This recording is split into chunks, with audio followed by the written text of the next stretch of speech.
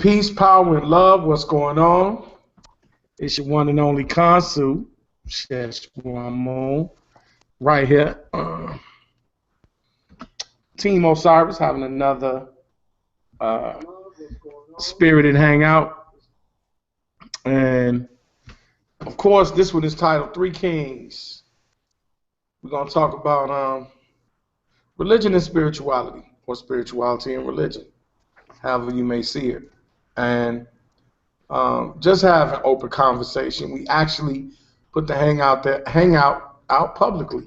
Maybe somebody interested will pop in and bring us some dialogue. Maybe we can mash it up a little bit. Possibly even, a little discussion of polarity or opposition. Whatever floats your boat.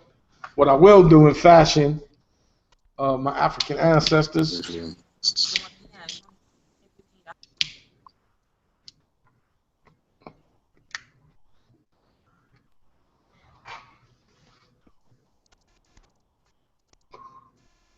light one up for a leg bar, pop a leg wide, clear the way. Bring spirituality and strength, knowledge and power to the conversation. And I see we got a couple of people, and I know who this avatar is. This is my man right here, Brother Asar. That's my man. I haven't talked to Asar in a long time. What's going on, King? Shamim Hatep family, how you? I'm good, man. I can't complain, man. I can't complain. It's good to hear your voice, man. What's been going on in your world? Too much. We over here about to put this book out. Organizing down here in Colorado, trying to make it beneficial for the youth out here who deal with a lot of brainwashing and a lot happens out here in Colorado. We'll put it that way. But economically, they learn a whole lot at a young age, and we're just trying to encircle that so that they really get it ingrained. And so we did the red carpet movement for the children go back to school. They laid out the red carpet. All the kids that came through, we clapped and we high-fived them, let them know. Pretty soon, my brother Jeff Fard, who heads it, will be going into the school and sitting down. We do like 100 men, and we sit in classrooms to see how the children function when you got a black man sitting there in the back just observing you. So a few different scientific experiments, if you will, social experiments. Peace, man. I love that. That's good, man. We need to change our paradigm. We need to start focusing on each other and learning each other, man. That's powerful. Brother Ngozi, Amir Kamara, what's going on, King? What it be like? Peace and love, brother. All is well, man. Just living, man. Experiencing existence, man. Making the best out of it. Everything's going right with this fast. Staying clear of negative energy. Just trying to invest and focus on my own level of existence to put myself in the right, place for now. So all is well, man. Appreciating life, making the best out of it. Awesome. Brother Kufu, what it do, man? What's shaking? Peace, man. Just here, man. Existing. Existing. Well, let's kind of dig right into it, in this open discussion. I'm talking about science and spirituality, or is it spirituality and science? There are a lot of stigmas that go into religion, and I put my 2 cents in initially. Me personally, I don't see anything wrong with religion, not at all. In its pristine form, what its original intent was for. If we study history, religion has become modified under the guise of supremacy, particularly white supremacy. global white supremacy that has changed the actual premise and purpose and functionality of religion, because religion is just spirituality put in a particular order and sect that appeals to a particular ethnic group of people based on elements of culture such as symbols, language, norms, belief, folklore, mores, social institutions, things that create culture. So, me personally, I think religion is a very good thing when the mind has the ability to encompass logic and reason with itself. Um, so I'll open the floor. Oh, and brother EZ, I don't particularly know. Forgive me for the rudeness, brother. How you doing, bro? I'm sorry about that.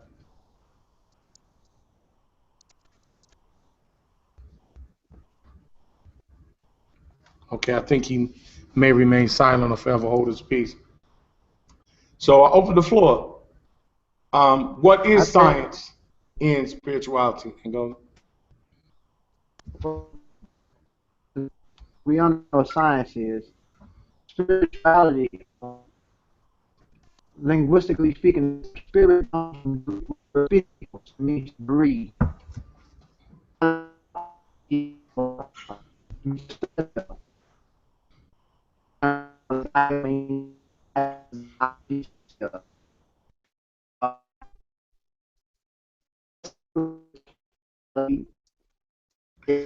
Can anyone else hear Ngozi? Does anybody hear him clear? Because I don't. I don't know if. Breaking up, family. I mean, Yeah, you are breaking up, Ken. all right. I don't know why once you go live it breaks up. I don't know what that is, man. I believe it's a conspiracy.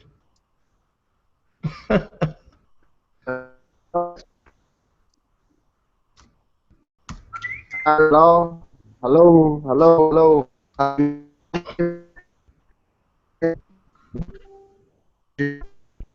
Yeah, you Mute everybody's microphone and see if his sound clears up.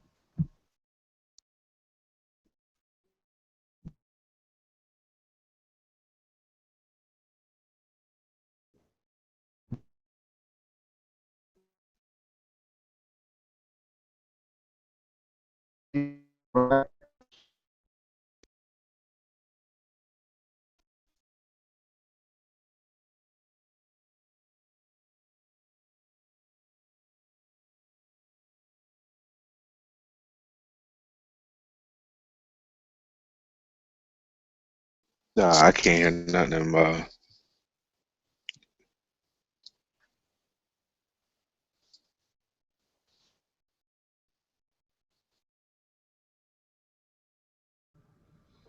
yeah, Ngozi, you are chipping out. Brother Kufu, what is your opinion on that? Let's let Assault take that real quick. I'm gonna come right in real quick. Okay. Go ahead, brother. So Spirituality, I would say, would define the soul and its ideas of how to perform life. Um, just like that. I say it just like that. With my own definition. When it comes to my particular spirituality, it's not that you have to have a religion, but a moral code generally takes over when you go through different experiences and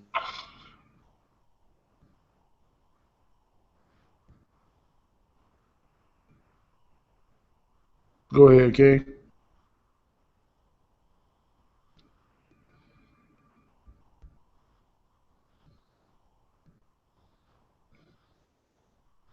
Now you're breaking up. Jeez. good every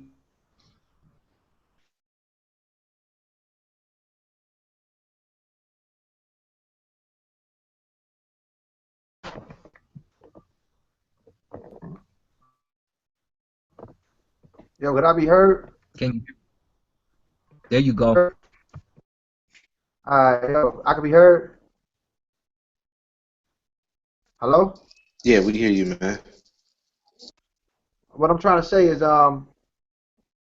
spirituality. I mean, we know the term science means to know, but spirituality is spirit means, if you go back in time linguistically, the term spirit comes from the Greek word spiritos, and it means to breathe. Ology means study of. It's just like when you get the term biology or bio. Bio means life or organism. Ology means study of. Spirituality is based off the breath, and we depend on the breath to live or to live life. Living your everyday daily activity is spirituality. Your personal rituals that you do, like getting up every morning, or having a certain time that you wake up, or playing basketball every Friday religiously. Well, religion means to repeat, to do something in repetition. Your daily activity itself is religion, or things that you do when you wake up at certain times. Orthodoxy is a structure or a certain pattern that you have. Unorthodox means that you're unorthodox with your time. So spirituality itself means it's living. Everything else is just opinion. When we create institutional programs like Islam, Christianity, Judaism, and Buddhism, those are just methods that we use while living. But true spirituality is really just living life. Living life and making the best out of it, because you're breathing. So as long as you are breathing, you're doing what you're supposed to do as an animate being. And you are an animate being. You're a living organism. So everything else is completely opinion. I think that religion has benefits in a sense. Some people need that repetitive program to keep themselves sane. Some people can't depend on self. The idea of a Most High or God is completely philosophical and created by humans out of fear. Humanity created the idea of God out of fear, and we created myths to make sense out of life. So out of fear, we wanted to have an idea of something looking over us, even if we don't know if it's there or not. The idea of knowing that something is there, even if it's not created as human beings, this thing that we call God, is completely created by us as a species. It's a human construct. So that's my intake on the idea that we know is God and religious programs. It's completely opinion, and it's something that we go by while living life. So really, I mean, I don't think it's an issue. When you say human construct, I kind of think, yeah, I kind of agree with you there that it's a human construct. But how do we explain the unknown? What do we look? How do we explain what's unexplainable? Everything is Well, not going to always add up. How do we cope with that? the unknown is just is the quantum reality. It's the smaller patterns of existence. Could I be heard? Yeah, we can hear you, bro. The quantum reality. Higgs, boson particles, quantum particles, quarks, tachyons, hadrons, those smaller things that makes up for the larger things. The underlying principle of nature. We create philosophical ideas to explain it based off the way it functions or the law of it, explaining why. Scientific theories itself explains how, but the law is the whyness.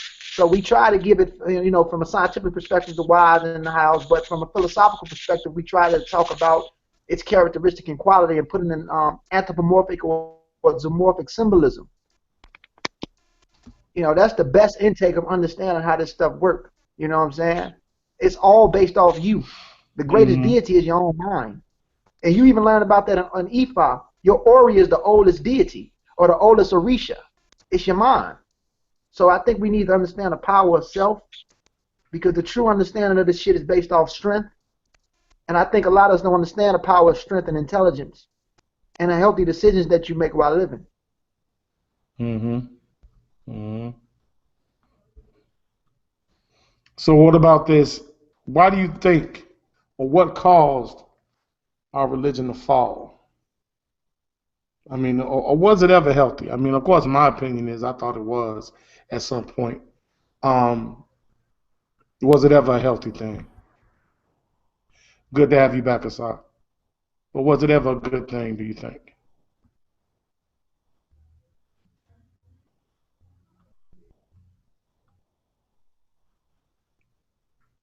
Are you there, brother Ngozi?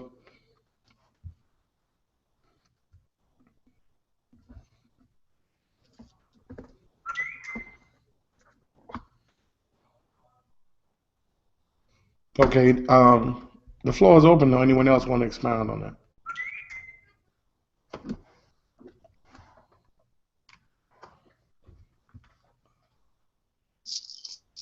Yeah, give me 1 second. If Asar wanted to explain his version of his definition of spirituality, Thank you, Brother Kufu. As I was saying before, basically spirituality is what your soul experiences and discovers to be your own truths, and what defines the spirituality is the experience that your soul has in this life that you can describe as truthful and as your own. So that would be my base description of spirituality, without using the dictionary definition.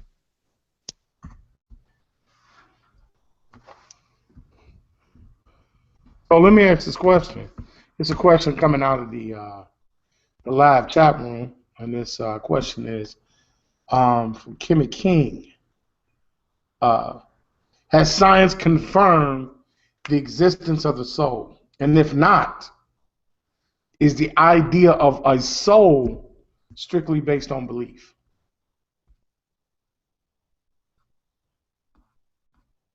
Who wants to tackle that? And do I need to? Oh, I can say it again as well. I wouldn't say science hasn't. There's a few tests. Matter of fact, they did one on TV where they try to judge the soul by just electricity. But they notice a difference when a person physically goes to sleep from when they're awake. There's also some videos you can see people die on television, and as what we would call or define as a soul tends to leave that body and may knock something over, or may smudge some type of video, or may do something to something in the surrounding area. I personally, think that the soul exists, and I would say, all things are living, from the cellular structure to the atom to the neutrillion. All these things are living, and they all are driven by an animating force. Though determining scientifically, because there's no full data on the situation. There's just certain hypotheses, and there's certain projects that have been conducted to see if this is that or whatever the case. You have to really get into defining what makes you alive and what makes you dead.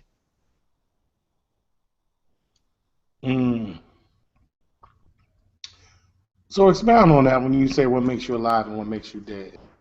Expound on that. That's a little vague. If a baby, right, and there's a lot of aspects to it. If a baby is stillborn, we can see it moving in the womb. Here, let's go through the cycle of life real quick for a human being. You're alive as eggs inside your mother. You're alive as sperm inside your father. You connect inside your mother after you swim to get to an egg. Once the head of the egg in particular goes into the sperm's egg in particular, you begin to transform. Sometimes 3 heads from 3 different sperms go into that egg, and you end up with more than one being. And you transform into something different. If I'm out still, you're pronounced dead, even though we saw inside the mother's stomach moving. You breaking up, King. You breaking up. Oh, breaking up, King. Can you hear me? Yeah, you're still Break Yeah, you're still breaking up. now. No, yeah, continue talking. It may clear up. So the body deteriorated and the cells from the baby deteriorating, those things start to transform. But the others that came out physically moving are pronounced alive. If we know the cellular structure makes up or images, but the whole body can move. Yeah, sorry, you breaking up. You might need to jump off and come back in.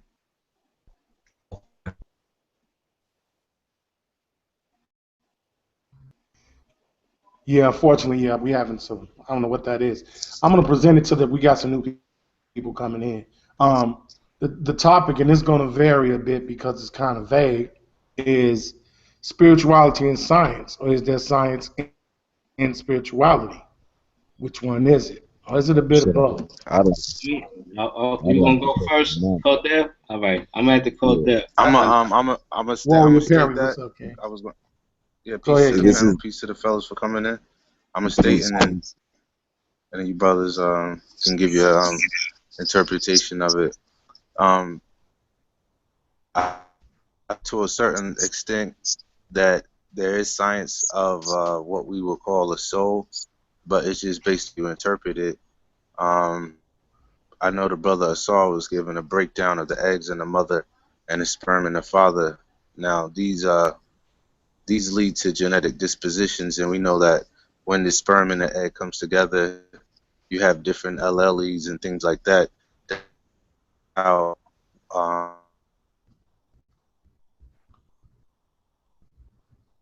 oh, so basically an interpretation that I would probably try to lead towards, based on the science of a soul, is the most subtle essence that could be measured, or which quite possibly can't be measured, because if you deal with some of the smallest scientific aspects of our nature, which we can, if we get to atoms, scientifically they state that all the atoms in our body are at least 13.8 billion years old, and they were there at, maybe a few seconds after the Big Bang when they were first created 13.8 billion years ago. Um, what happened before that? What was there before that? Even subtler than those atoms. So I think it's a collective form of subtle energy that everything in creation stems from. Now, if it's a personal aspect of it, that has yet to be determined. But most spiritual systems do lead towards a collection or a characteristic of certain energies that could be characterized as this is your individual soul or your individual spirit, like the magnetic energy that gives off, that makes you do what you do. Aura, But yo. that could be disputed. Yeah, but that could be disputed based on your genetic dispositions, uh, the social group that you're born in, the environment that you develop in. All those things can lead to who you become today, and that also about the ego or the self, whether the self is real or not, because the self is mostly preconceived or genetic dispositions or accumulation of all of those, which we can identify as each individual person based on how they look, how they act, and how they interact with social groups and in their environment, and their different abilities and functions thereof. So is there really a soul that can actually be quantified into a single individual that has actually been scientifically proven, but religious theology leans towards that? I personally, I think, and this is my opinion, I think religion and spirituality stems from science and mathematics, the understanding of science and mathematics.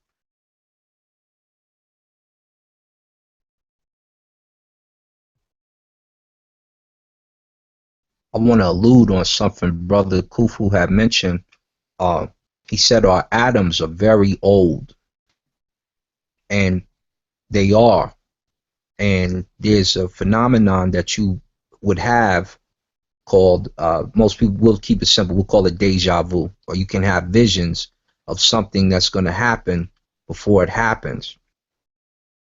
If all we are is just matter, as a materialist usually would, in most cases, and whatever's going to happen just happens, then we have to look at how to see the future what happens.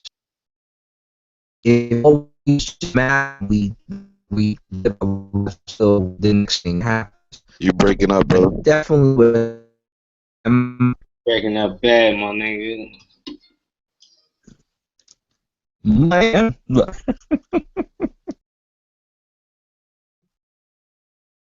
Yeah, that joint sound like auto-tune a little bit. A little bit.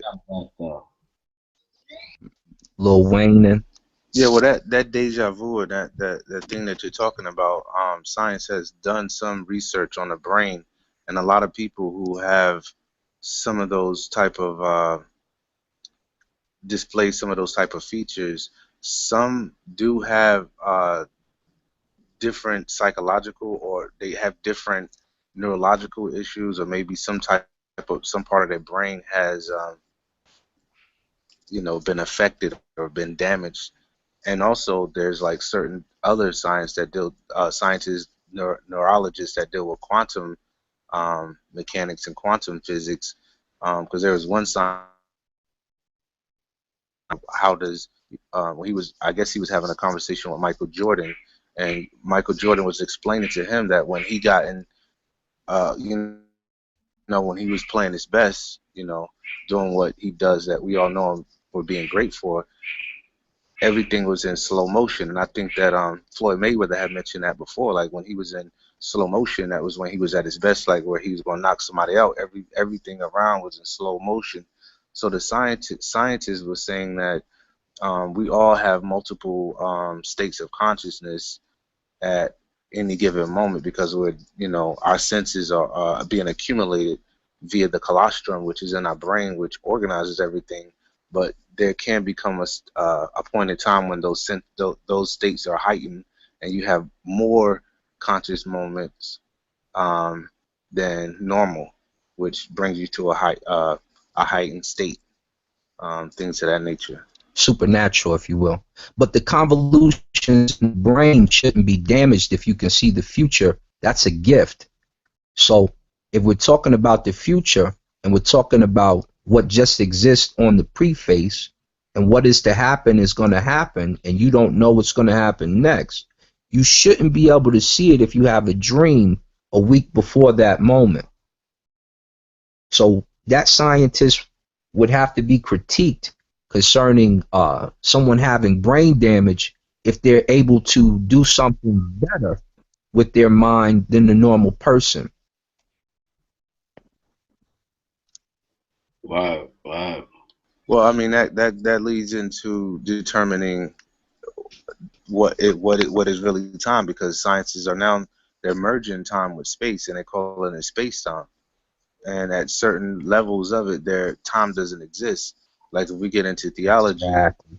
or we get into certain levels of Planck scales, it's beyond time and space. So it kind of, the past is the memory, and the present is kind of like what's taking place now, and the future is really based on the accumulation of both. So, I'd like to hear what some of the other brothers got to say. Time is measured. Time moves in a straight direction with a straight line. That's why we know for a fact when you study string theory, or if you understand different parallel dimensions, that the fourth dimension itself is time, because it's a straight line. Third dimension is front, back, and side, what we see now.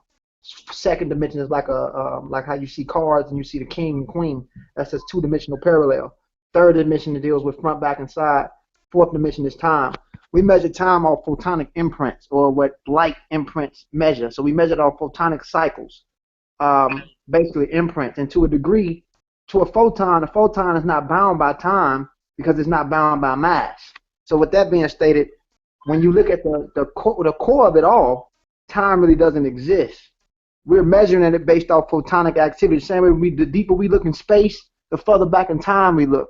The way the sun gives us light, that shit reflected from the solar activity 8 minutes prior before it hits our eye or hits our retina. So it's like, yo, at the core of it all, time doesn't exist. And it's really quasi dealing with this reality at the super subatomic level. Not to get off train of thought, because I just heard something about time and I'm just talking about it. You know what I'm saying? Go in, my nigga. You know, we all respect. I respect you too, Ngozi. This from Warrior Purpose. Like, I always respect your craft, my nigga. Peace and love, brother. Shalom to you, man. Shalom to you, salam, whatever, man. Peace and love. Yep. But yeah, but you know, time is from Harlem to Chicago, baby. We heard all you. day, all day. But you know, time is just that. You know, and at the core of it all, it doesn't exist. I think the best description of time, though, if we study, and big up to the Hebrews that deal with the doctrine, if you deal with how they measure time, when Yahweh or the Most High, you know, put it in play, when he created the sun, you know, he talked about how he separated the night from the day. I mean, back then, you know, that was more of a, we have a better understanding of how photons work now, but separation of time, I think that the people of the so-called Middle East were really good at trying to distinguish the set processes of existence in the sense of what time is. Compared to with the ancient Egyptian mythology, they had an idea of time, but when you study their Agdad, it's more of a primordial existence coming from a subjective to an objective. They really don't have a distinguish between how time was set. But then when you deal with the Hebraic text, it talks about how the Most High separated night from day. That was like the setting beginning stages of understanding of monitoring time. The ancients was great. The ancient Egyptians was too. But you know, all of them were. But I think that we really got to get more in tune with our, you know, ancient myths and see the message that our ancestors was trying to say. And a lot of this stuff equates to what modern science is trying to do today. I mean, even when you deal with evolution, and it was spiritual to the old Mohammedans. The Darwin theory is not really the Darwin theory. It was actually a Mohammedan theory. And if you study pre-Islamic, I mean, not pre-Islamic Arabia, but before they started, you know, being ritualistic the way they are now, the Muslims were the best scientists at one time point. And a lot of people don't understand it. It was a spiritual understanding. From Al-Jahiz to Ibn Ghazid. If it wasn't for one Berber brother, we wouldn't even have flight.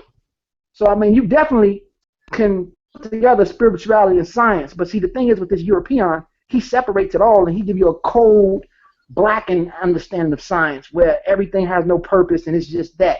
And that's why a lot of our people don't agree with science at, because the universe to the European is purposeless. It doesn't make sense. Everything is just cold, dull, and stale.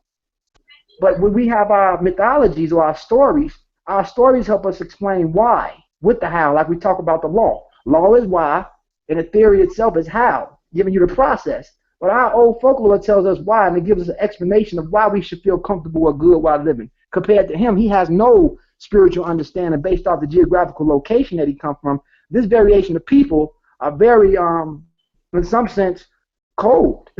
So they're going to give you the understanding of reality from a cold nature, and that's why a lot of us don't agree with science. I mean, not science, but a lot of us don't, because you can deal with science and not deal with certain aspects of it, but a lot of us don't agree with the theory of evolution and the theory of how the universe formed from the Big Bang because it's cold, because he gives you a purposeless universe. That's the problem with separation between science and spirituality, but it definitely can be in union. Nah, bro, like, I respect everything you say, my nigga. Like, you just broke that shit down beautiful. You know what I mean? In perfect harmony. Appreciate that, brother. Yeah, I think a lot of times it's all about perception, you know, wisdom and perception. What you perceive, and you know, we're talking about the soul, and these words that we tend to be confined by because they're given a denotation or a definition. But who gave the definition, and what was the purpose of defining this naming of a thing. And once that happens, then it takes on a certain property that we just feel we have to adhere to. But it's not necessarily fact. Sometimes it's popular opinion. A lot of words that are dictated to. Remember, it's a book of diction. So if someone is giving you diction or dictative speech, it means they're talking to you, and you're actually writing down what's being told to you. So understanding that, all words that have definition and etymology to those definitions are not necessarily the gospel, and not necessarily the truth. And so a lot of times we have to look at the quantum mechanics or the quantumization of a thing to see what actually applies to it in its natural state. Because we know that actions that happen, a word is given to that action by an individual, human being. And over a period of time, that word morphs into different phraseologies. You may have colloquial terms. They may be terms that are just slang that exchange between two people that share a common understanding of a thing. So a lot of times we're locked into denotations, not realizing that these are terms. Even in the means of our liberation, we have to start creating our own terms in order to be relative to our present mindset. Because the mind constantly evolves and changes. It's just like the brother Ngozi was saying, time, space, relativity is an expansion, but that expansion is a forward motion. To actually say you're going backwards or things go backwards, it really doesn't exist. We're ever expanding and moving forward. And in that expansion, we change form, and that appears to be decay. But that's not necessarily the case. In some circles, when you go to Kemet and other different ideologies of thought, that death would be considered after life or an overlife, you know. And so that would always be an extension of the self. Well, the mind kind of encompasses the same thing. And that's why we ask, is there spirituality in religion, or is religion in spirituality? Well, my thing kind of go hand in hand. Well, go ahead, King. No doubt. Like, my thing with religion, though, is religion is something that anybody could join. The Israelite thing is something that's specific to a certain group of people. I just want to put that up, just throw that out there real quick. Because religion is something that, it don't matter where you're from, you can be a part of that. Yeah, no doubt, King. No doubt. And I think that that's something that we have to look at when we deal in science, because a lot of times everyone has a right to be an individual spiritualist by nature. And things can have spiritual connotation that are not necessarily organized or part of a particular construct.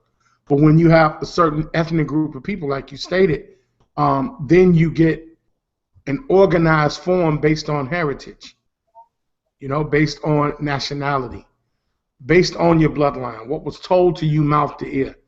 And in that exchange, then things are written into text. And those texts are taking different levels of interpretation based on that ethnic group. That's light though. That's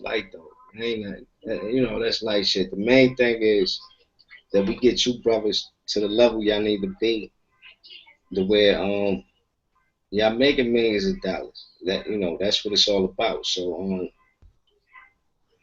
right, we gonna talk. Like, I'm gonna let you know what I need to do when we can make this money together. Because right now, at this point, y'all have everything y'all need. Y'all have the team, y'all have the talent. Now it's time to take it to the next step, and that's gonna take finance. So that's what that's the next level to this. But but keep teaching, though, big bro. Keep teaching. Well, even in going into finance, we talk about that too. Finance takes a certain mindset. Finance isn't as elementary as one may think. I attain the finance and then I apply it. But see, there's a psychological issue with finance. There's even an issue of repressed oppression when attaining finance, because some of us have the connotation that finance is a bad thing. It's an evil thing. It's the root of all evil.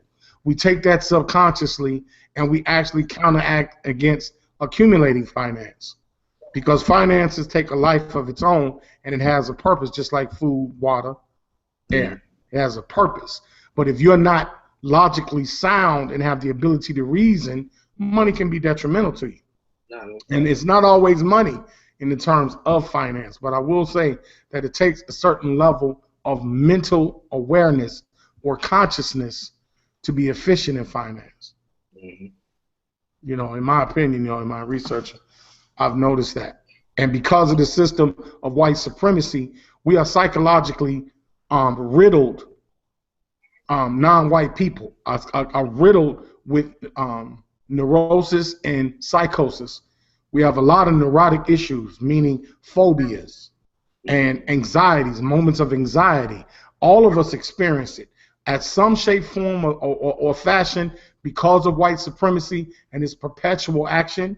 At this point, every last one of us that is non-white suffer some form of functional mental illness.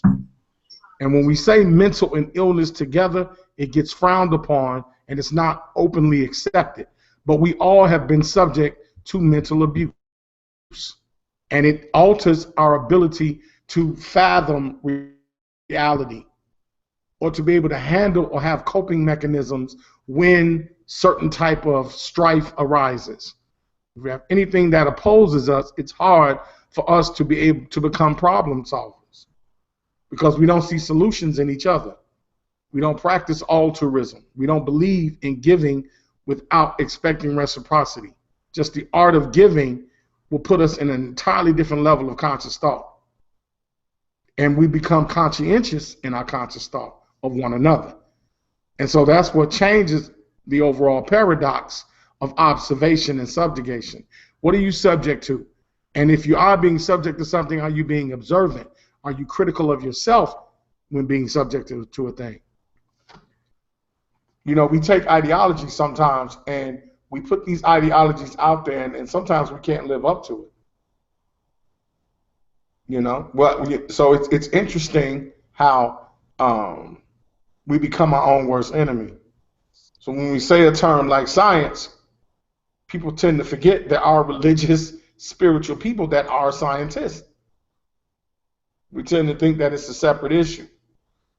We talk about evolution and we talk about the theory of God, and we tend to think that evolution has a place in God's world. But if we understand God, no, it does not. And evolution does not say God doesn't exist.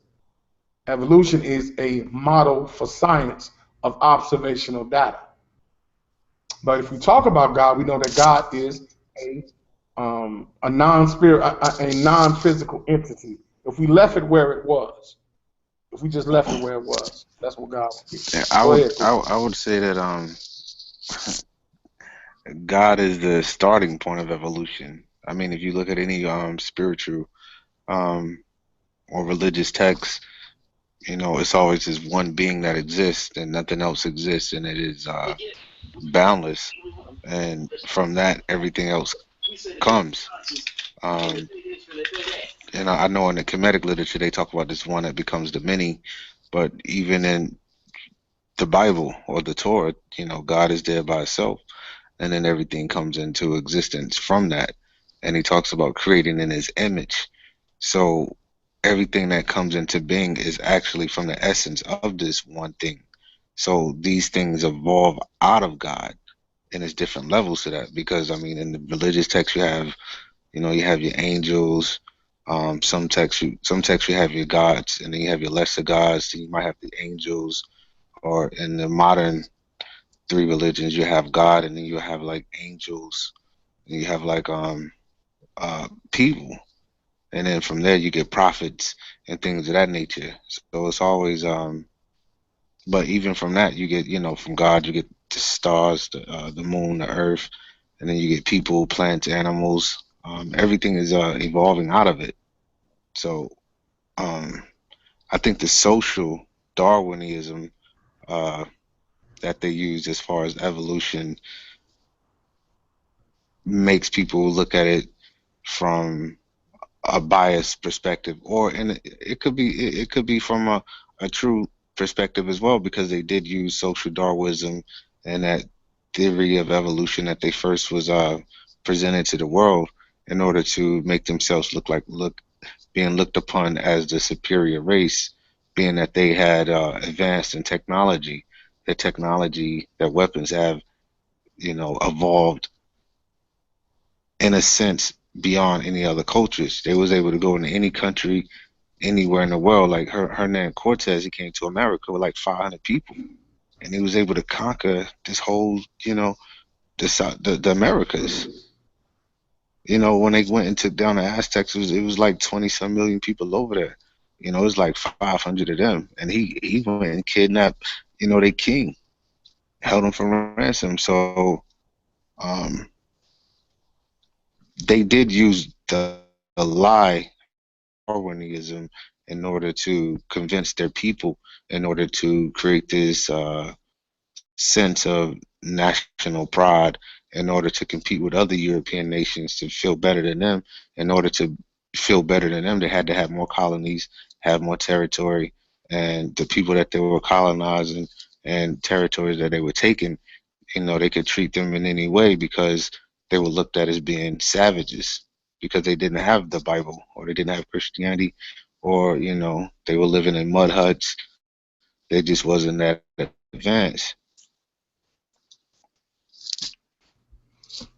That's well said, man. I would like to put something out there. I tend to believe that we don't have any solutions to these problems. Not as of yet. And I don't know if we ever will. But we don't have solutions. I think we're a work in progress. And I would go ahead, bro. say this too, just to add on what you were saying. Because people like to talk about this white supremacy thing, racism, white supremacy, because I know in the British Empire, their goal was to get everybody on the planet, to Europeanize everybody on the planet, bring them Christ and bring them English. So as long as English is like the number one language across the planet, French and all of that, you can't eradicate it technically, as long as it's within the minds and the spirit of people that are not European. Hmm. Hmm. So, brother Osiris, are you there? Oh, go ahead, brother Azar. Go ahead, King. Now let the young Netcher speak first. I ain't stopping him. Brother I'm Osiris, here. are you there? Yes, sir. I'm here, King. Yeah, speak on it, King. Oh man, you guys hit so many points, man. I was just trying to make sure I be respectful to the panel and be a sponge to what's being said. I know you was talking about science and religion being related together. So, I was just dwelling on it and things of that nature. I definitely agree that science and religion or spirituality it does go hand in hand. I'm talking about if we look at the ancients, of course, from my standpoint, it's you see my name is Suresh. I definitely agree. As far as science and spirituality, I just think that the ways that sometimes that we are presented it's with confusion, like the brother Kufu was saying, as far as white supremacy and things of that nature, how they perspectives of the natives or the indigenous people were looked at as savages, so I feel like no matter what group of people, the Hebrews, Moors, Kemet, or whatever, those people was dealing with science and they was dealing with spirituality, so it's one engulfed all together. I mean, if you look at Kemet, I mean, if you go to Amen, that's hydrogen, which also is fire. Ament, which is helium, is also fire. Ha, which is also oxygen, is an atom, and also air. So it's like they was dealing with, science, and also, I haven't actually did researches in other spiritualities, but I'm sure I can go ahead and synchronize that also with science. So when it comes to the whole, the question as far as, was spirituality and science all as one? Most definitely. I don't have no rebuttal. I'm not going to refute that. I just think that now that we are in a society and a time that we can't fathom how to put all that to one. You know what I'm saying? Like, how can we synchronize it all, you know, and understand it. I mean, if I was taught, you know, the Kemetic way when I was in high school, I definitely would have understood chemistry on a way better level than when I was in high school, but I wasn't interested at that time, you know, in chemistry, so because it didn't pique my interest. But now, you know, or you know, especially when I was in my in my comedic, you know, path, it was like, wow, you know, this would have made high school so much easier. And I think that us as melanated people, you know, no matter what you subscribe to, is Hebrew, whatever, you know, if I think that if we was to apply that to our youngins, you know, at least show them the way that they probably can compute those things a little bit better in their head and really be and really excel way more grander than you know, the way that we are in this society, and we still excelling, you know, even though, you know, we conquer all things no matter what position or what situation that we get in, we still find a way to make it great. So I think that you know, if we was taught, you know, our science and spirituality at the same time, then, you know, education would just be like, you know, so much on a whole other level. So yeah, I agree that science and religion or spirituality is one and one. It's just that I think the perspectives that we are accustomed to right now, it's just confusion. And you know, I don't want to point fingers, but at the same time I do. That's because the people that we are getting interpretations from is just didn't have our interests, and they looked at us as savages. That was a I great would point. also. Let me just make this real quick point, real quick or so. You said Amen and Aminet. You said Amen is hydrogen and Aminet is helium. Amen represents that which is hidden. So you would never be able to measure it, and the things that they can't measure is below Planck scale. So scientifically, I would look close. I would more equate that to vacuum or something that's below the Planck scale that they can't measure as virtual particles within that, and then Patagian expansion or the open of the way expands those virtual particles, and you know, the universe is coming into existence via that triad. Hold I up, yield the fam. floor. Hold up, brother Kufu. Only because I was going the same place. But what you do, and this is one thing about the European, is he's an excellent learner because he goes way complex. So he can't learn something simple, but he can learn something really complex and go over it a billion times because that's how they kind of are mentally, you know, wired. But when you talk Nu and Nut, you talk the element of water. When you talk Hehu and Hehu, you talk the element of fire. When you talk Kekui and Kekuet, you talk the element of earth. And when you talk Ker and Kerhet, which is Amin and Amunet, you talk the element of air. These things are found in Homer. The other things that explain the universe and what God is, and some you got to go over to our European students, because this is how they were the smartest amongst their tribes and clans. You have to go over to Hermes Trismegistus, who gives a diadem about Kemet, and who also tells you the senses that make up nature or God.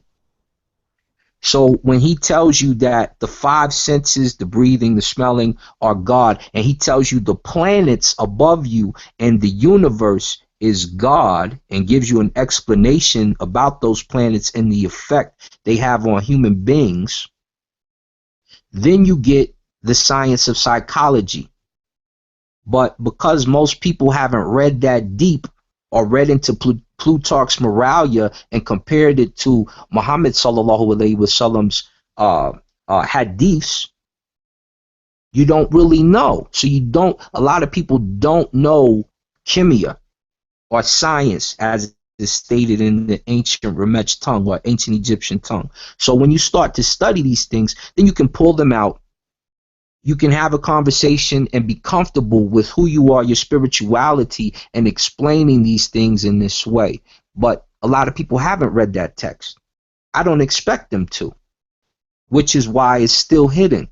But if if you sit down and I do a class with you, these are the things that are gonna pop up. You'll know them. As the young brother Asir was saying, if I had that then, I'd be on point now. And he's right, because the way they looked at chemia or science was revolutionary, and it's how everybody else gets what they have now.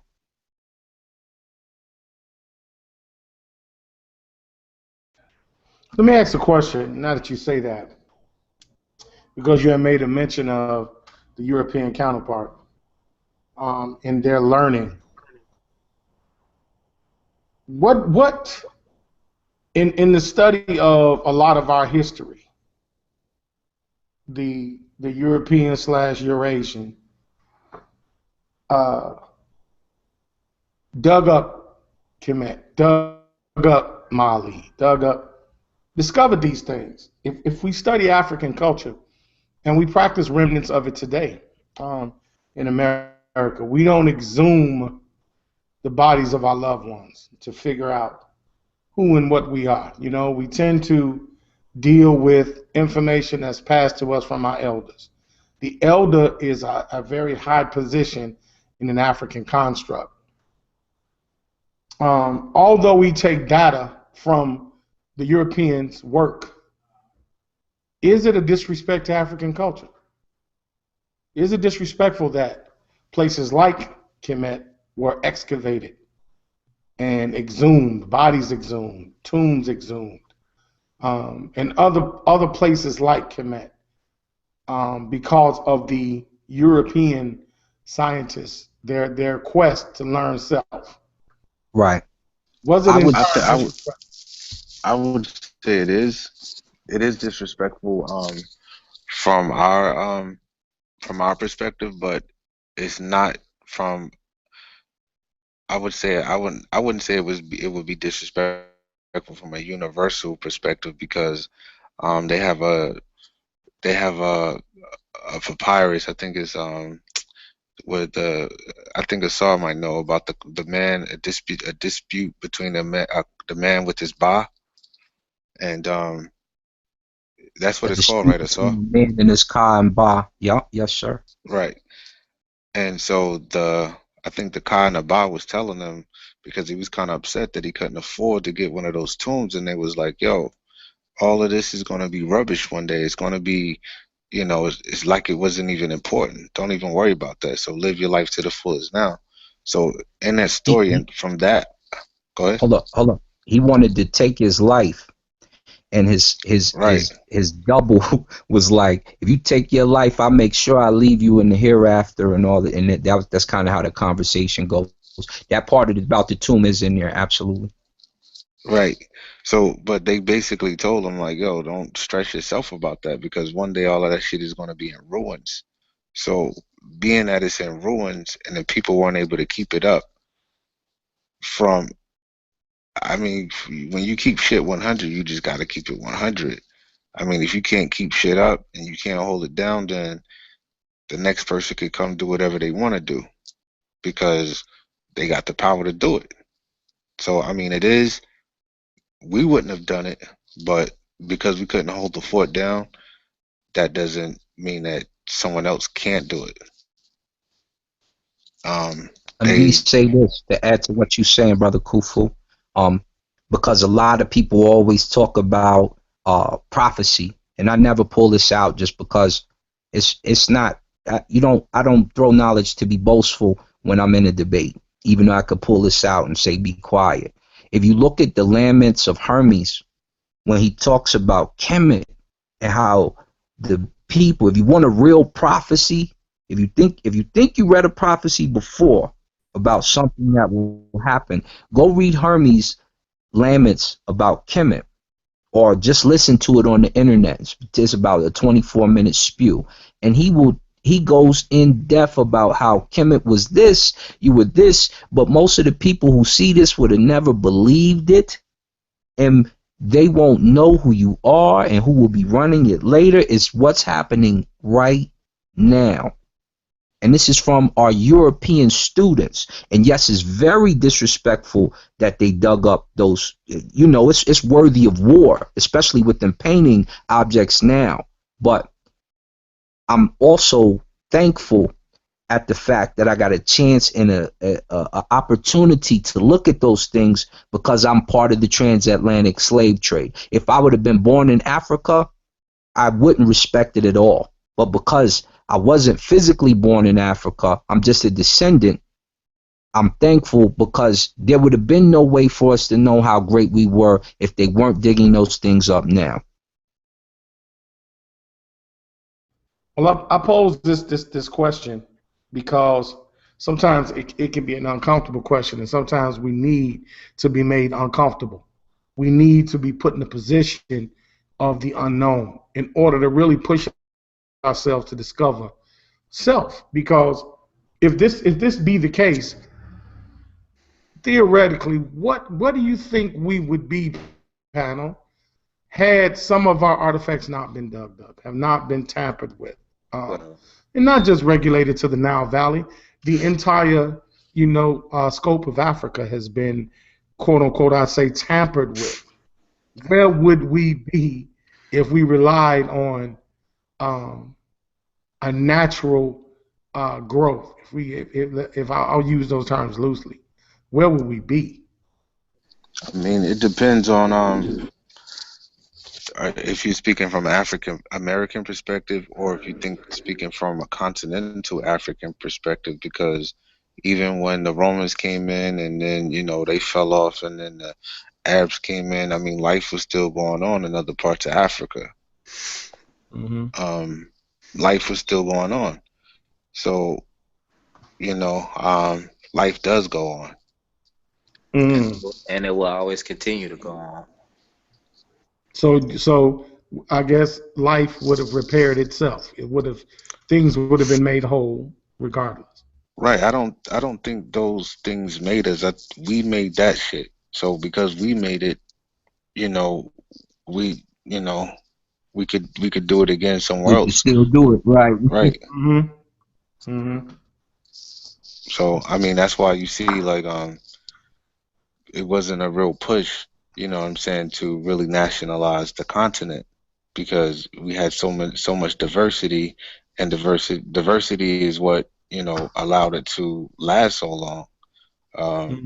But it's a divine paradox, because without the nationality, look what state we're in right now. You got a lot of people who they talk about Africa and they romanticize about Africa. But if you look at certain places in Africa, I mean, people are living in mud huts. You got tribes that they don't have access to stuff like bug spray, so they use cow urine to keep bugs off of them, or they might drink cow blood in order to sustain themselves. It's a lot of primitive things that are still going on over there that, from an African American perspective, I mean, it appears to be that we are in a situation to take better advantage. And I don't know. I don't want to say the wrong thing because it's a touchy subject. You I already know, Yeah, know. right? it is It's extremely uncomfortable, touchy. man. It's extremely touchy because you got to think like what we may classify as primitive is probably not primitive to them. It's only primitive to us because we've been Europeanized and we think that the European life and the European way is the way to go. But you got to understand, some people have never interacted with these people and they've been pure humans ever since they came on the scene. They haven't dealt with all these other cultures. You know what I'm saying? And I want to say peace to the panel. I'm sorry for not introducing myself. This brother Haru, team Osiris. I was just speaking my piece or whatever. Hey, but a lot of that stuff is, I mean, it is primitive. I mean, like, we just got to keep it 100. But Yeah, in I a mean, lot of I'll be sense,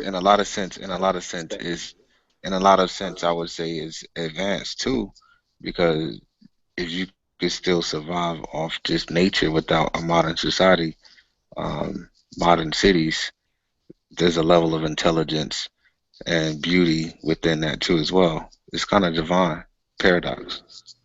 It is. I want to just build on the primitive portions because we had a conversation with some brothers before. if I stick my face in the back of a cow's, you know, Oh man, I private, seen that the other I'm gonna go there, right? yo, I said And hell no. the cow urinates on my face.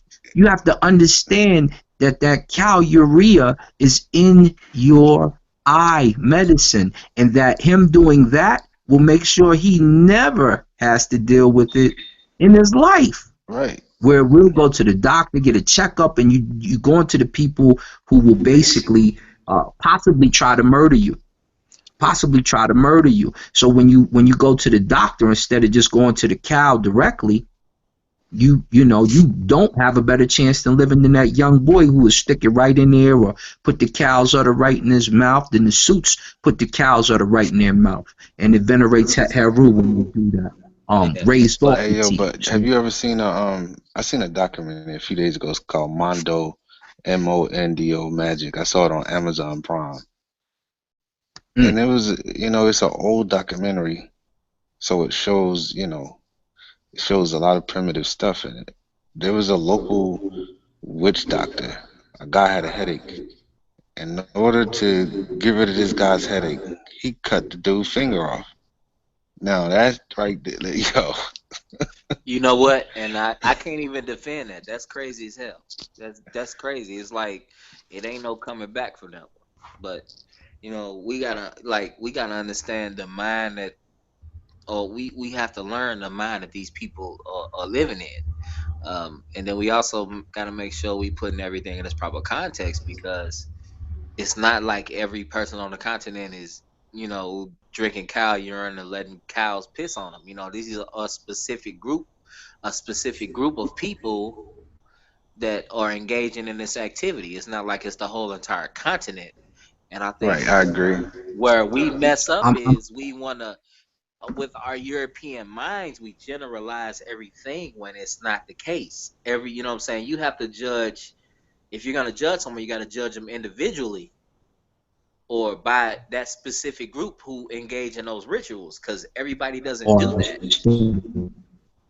But also embrace it, because India is one of the leading nations in science. And you know what they do? They still stick their face in the back of that cow's booty and handle business. And there's nothing wrong with that, because if you get pissed on by a cow one time and don't have to deal with the eye medicine situation, I'd rather get pissed on by the cow, honestly, because nobody wants to go to the doctor. I'm going to the doctor. I'm going to get my ass some Obamacare. I'm sorry, here you go, man. Whatever I got. No, thank you, brother. That's why I say to us, that seems, to us, it's primitive, and to us, it's not normal, because we've been Europeanized. Hey, some Europe, hey, being Europe, hey yo, being Europeanized sometimes ain't a bad thing. Y'all ever hear that Sometimes quote from it is. Tommy Boy? I could Well, stick my head up of a bull's ass to get a look at the T-bone. I'd rather take a butcher's word for it.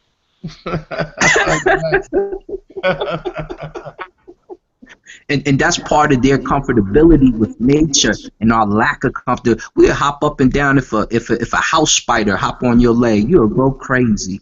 He'll put the house spider in his hand and put him outside, or possibly bend his legs back and make an omelet, because spiders taste tasty. Certain spiders are made for edibility. You will see a tarantula and run for your life. That could be a meal. It could also be silk. It could also be decorations. So we see nature differently coming over here in this paradigm. And honestly, I wish I would have grew up sticking my face in the back of cow booty, because when you do that, you're in tune and in union with nature. And when a guy like what's my man, the famous brother scientist, when he makes a statement like, how I have done to this earth, stick me back in the hole and let divination take place, just like I have done divination to the earth as well. What's his name? Neil deGrasse Tyson.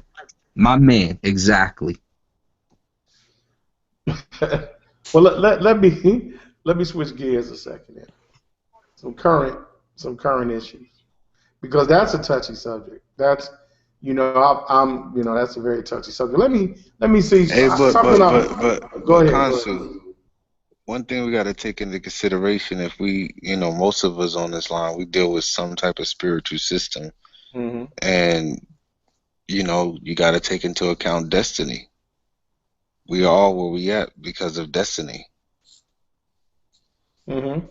So, Well, I think, that's another big topic when we talk about destiny because it's a saying my elders used to teach me about karma and destiny. Um, a person may bring karma to you, but karma only affects you based on how you react to it. Um, if you continue that karmic action, then of course it will be imposed upon you. And it's interesting how destiny is a thin line. Are we predestined to do this, that, and the other? We can say we are predestined to change form. We will die or move on to the afterlife. We know that that's inevitable. Um, so, yeah, destiny is very valid. I think destiny is a strong and balanced way of coping. Really dealing with destiny in the sense of accepting it. And that willingness to try to fight what is and will always be, as opposed to what you may feel it should be. And I think that's where spirituality and logic have to come and marry one another. Go ahead, because Osiris. I'll go ahead. No, I just wanted to add. You guys said destiny, and you gotta add dharma in there as well. I don't know if that stems from destiny, but karma is the faith that we have written for ourselves through our past actions, and dharma is the duty and obligation that arise from our karma. Mm-hmm. And you can take that into all type of philosophies and things of that nature, and it's just something to think about though. It's real deep. I'm glad you guys speaking on this topic. I just wanted to throw the dharma and the karma out there as well, since you guys mentioned destiny. But it's just something to think about as well. I'm gonna go ahead and let you guys have the floor. Yeah, well, I would just say at any given situation, it's all about bringing forth actions of your fullest potential, regardless. Mm-hmm. Yo, I see we got a Hebrew on here, brother Hebrew, brother Perry. Can we get his perspective on this topic? Shalom, brother Perry. Go in.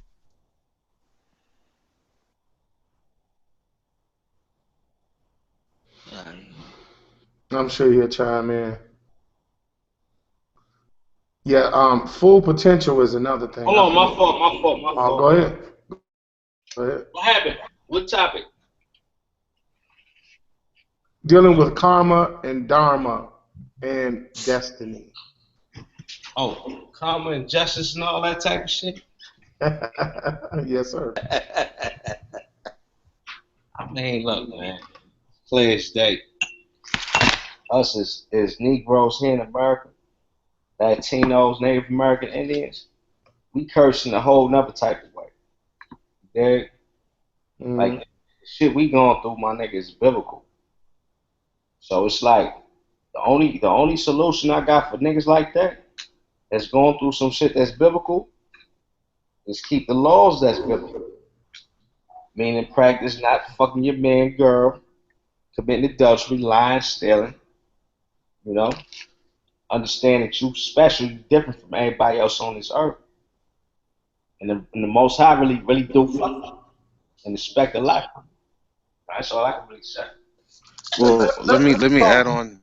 Oh, go ahead, Ken. Let me add on to the point, just real quick, when you brought up curse and Negro Americans or African Americans. Like when I look at my family, like my parents, my great grandparents, my great great grandparents, they haven't committed murders, rapes, taken people properties. They haven't done vile and wicked and evil things. So I don't think that we're cursed. See, but check it out, right? They don't say that. You know what I'm saying? Just let me finish this one point. I can't see them being cursed people. I see them as being I know innocent. what you was gonna say. I knew what you was gonna say from the get go. My thing is You know this what I'm though. saying? I see it. I see them as being innocent as far as I the know, other my side of nigga. that coin. We all do. Like I did too at one point, my nigga. Like, you know what I mean? But my thing is this. It don't really matter how we see it. It is what it is. When you look at our people, we fucked up on a biblical level, my nigga. That the Bible happened to speak about. The Bible got our whole motherfucking shit laid down. All that shit in there. Every step we take, every move we make, nigga. Yeah, but the book say what profits a man to gain the world and lose his soul. So if a man gains the world and loses his soul, and you don't have nothing in the world, but you got your soul, how can you be cursed? No. It's different type of curses, my nigga. You still on earth. So it's not that type of curse. All it means is it's the reason why Negroes is the lowest of the low. When they say we curse, it's talking about us being Negroes, Latinos, Native American, Indians. Why we the lowest of the low out of every other race of people? I would So have to disagree with that. I don't think we the lowest of the low at all it's because all good, baby. we got other groups of people in other cultures that are definitely lower than us, but it seems low to us because we're in a country where we're not given our fair shot. But at the same token, there are a lot of cultures on the face of this earth that are way worse off than we are. Mm-hmm. You know what I'm saying? And we only see it from our perspective because we're living in an That's what I American mean. That's what I paradigm. mean. That's what I mean, my nigga. When I say we the lowest of the low, I don't give a fuck who come to this country. They let them niggas rock. And when it come to us, we open the doors to let every nation come into this country. I don't give a fuck who it was. It wasn't coming here in the 60s. Period. So we open the door for every race that you see today that you want to consider your brother. We fought for that. The descendants of the slaves. And that's who I'm more focused on. So I hear you. I'm not disagreeing with what you got to say. I'm just saying the niggas who forefathers were slaves in this bitch that went through that Willie Lynch shit and all that fit that description, we got to do something. You know what I mean?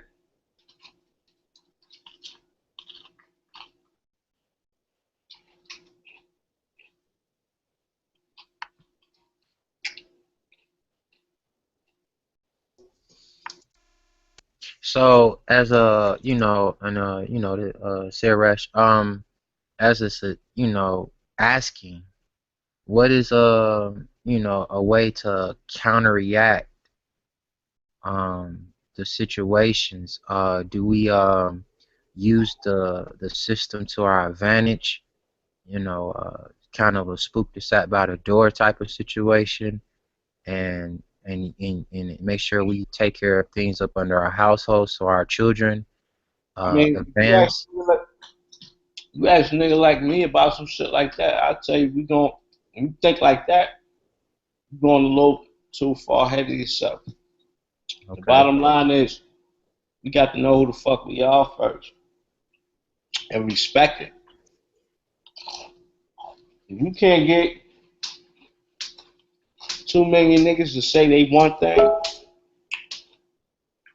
you ain't creating nothing nigga different or better than a motherfucking game. Gotta get at least 2 million niggas to say they one thing. And this is their race and really understand that shit according to us. So, I mean, it's all good. We can get money together. You want to ask me that? How we can get money together? Nigga, I tell you that all day. But as far as like some nation building shit, a lot of niggas talk about. Gotta get at least 2 million niggas to agree on who the fuck they Well, I is. think you make a good point, brother, because there's going to be different parts to the whole. technically we're not really separate. We're all the same, and we can't even live without each other because we still occupy the same environment.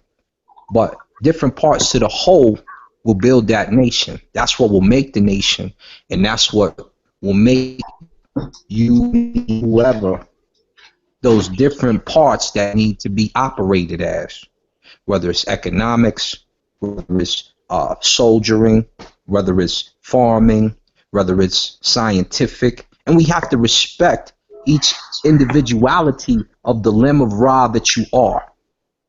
And until that happens, it won't happen. Nah, you right. But at the end of the day, my niggas, until niggas come up with something where we build our own factories. A factory could be a nigga making t-shirts. A factory could be a nigga that could get Timberlands for $60 a pair right now. You know what I mean? Until we got that type of shit popping, nigga, ain't no reason to talk. It gotta be about bread. You gotta build off of money.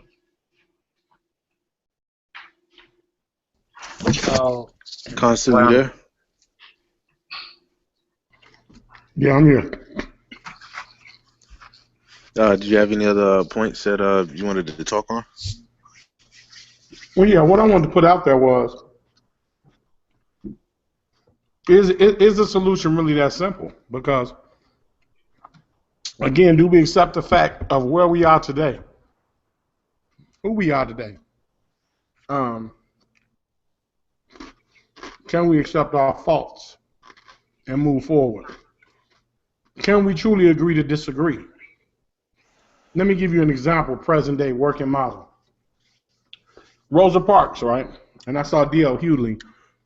Forgive me for being redundant if anyone's seen this video, but I don't think everyone has today. Rosa Parks, at one point in history, she stated that, hey, I'm going to sit on the front of this bus. I'm tired of sitting in the back of the bus. So I'm going to sit on the front. I don't care what you do. I want to be treated as an equal. I want justice. And she prevailed and had justice. Modern day, we have a football player by the name of Colin Kaepernick. He said some of the same words Muhammad Ali said. He said some of the same words Jim Brown has said. Yet, it seems to be mixed signals about this person. Why? He believed in something. He said, I'm not going to stand for a flag that does not benefit me. It does not have my best interest at heart. As I see people murdered aimlessly in the streets, I'm not going to pledge allegiance to a flag that does not have my best interest. Well, why do y'all think that individual, Kaepernick, is met with so much strife, so much disagreement? Well, I can say very easily. It's easy. Oh, go ahead. I can say very easily. Okay, for one, Colin Kaepernick doesn't look like the type to be kind of facing those type of issues. That's just my opinion. I don't think he had it like that. But here's my thing. In Black Lives Matter, a lot of people ignore what the rapper The Game did. When the cop was slain, his son, based on what he learned from his father, The Game's son, and The Game himself, he started a GoFundMe and actually raised money for the police officer's family, for the funeral costs, everything, to show, hey, let's bring this together. He was inspired by what Snoop Dogg, who was a former Crip, and The Game, who was a former Blood, they came together and they brought people from the streets and they brought people who were police officers together, and they said, look, let's have this discussion. Let's see how we can rectify this. We need to be more involved with the municipalities in our neighborhood, this, that, and the other. So you got to understand here.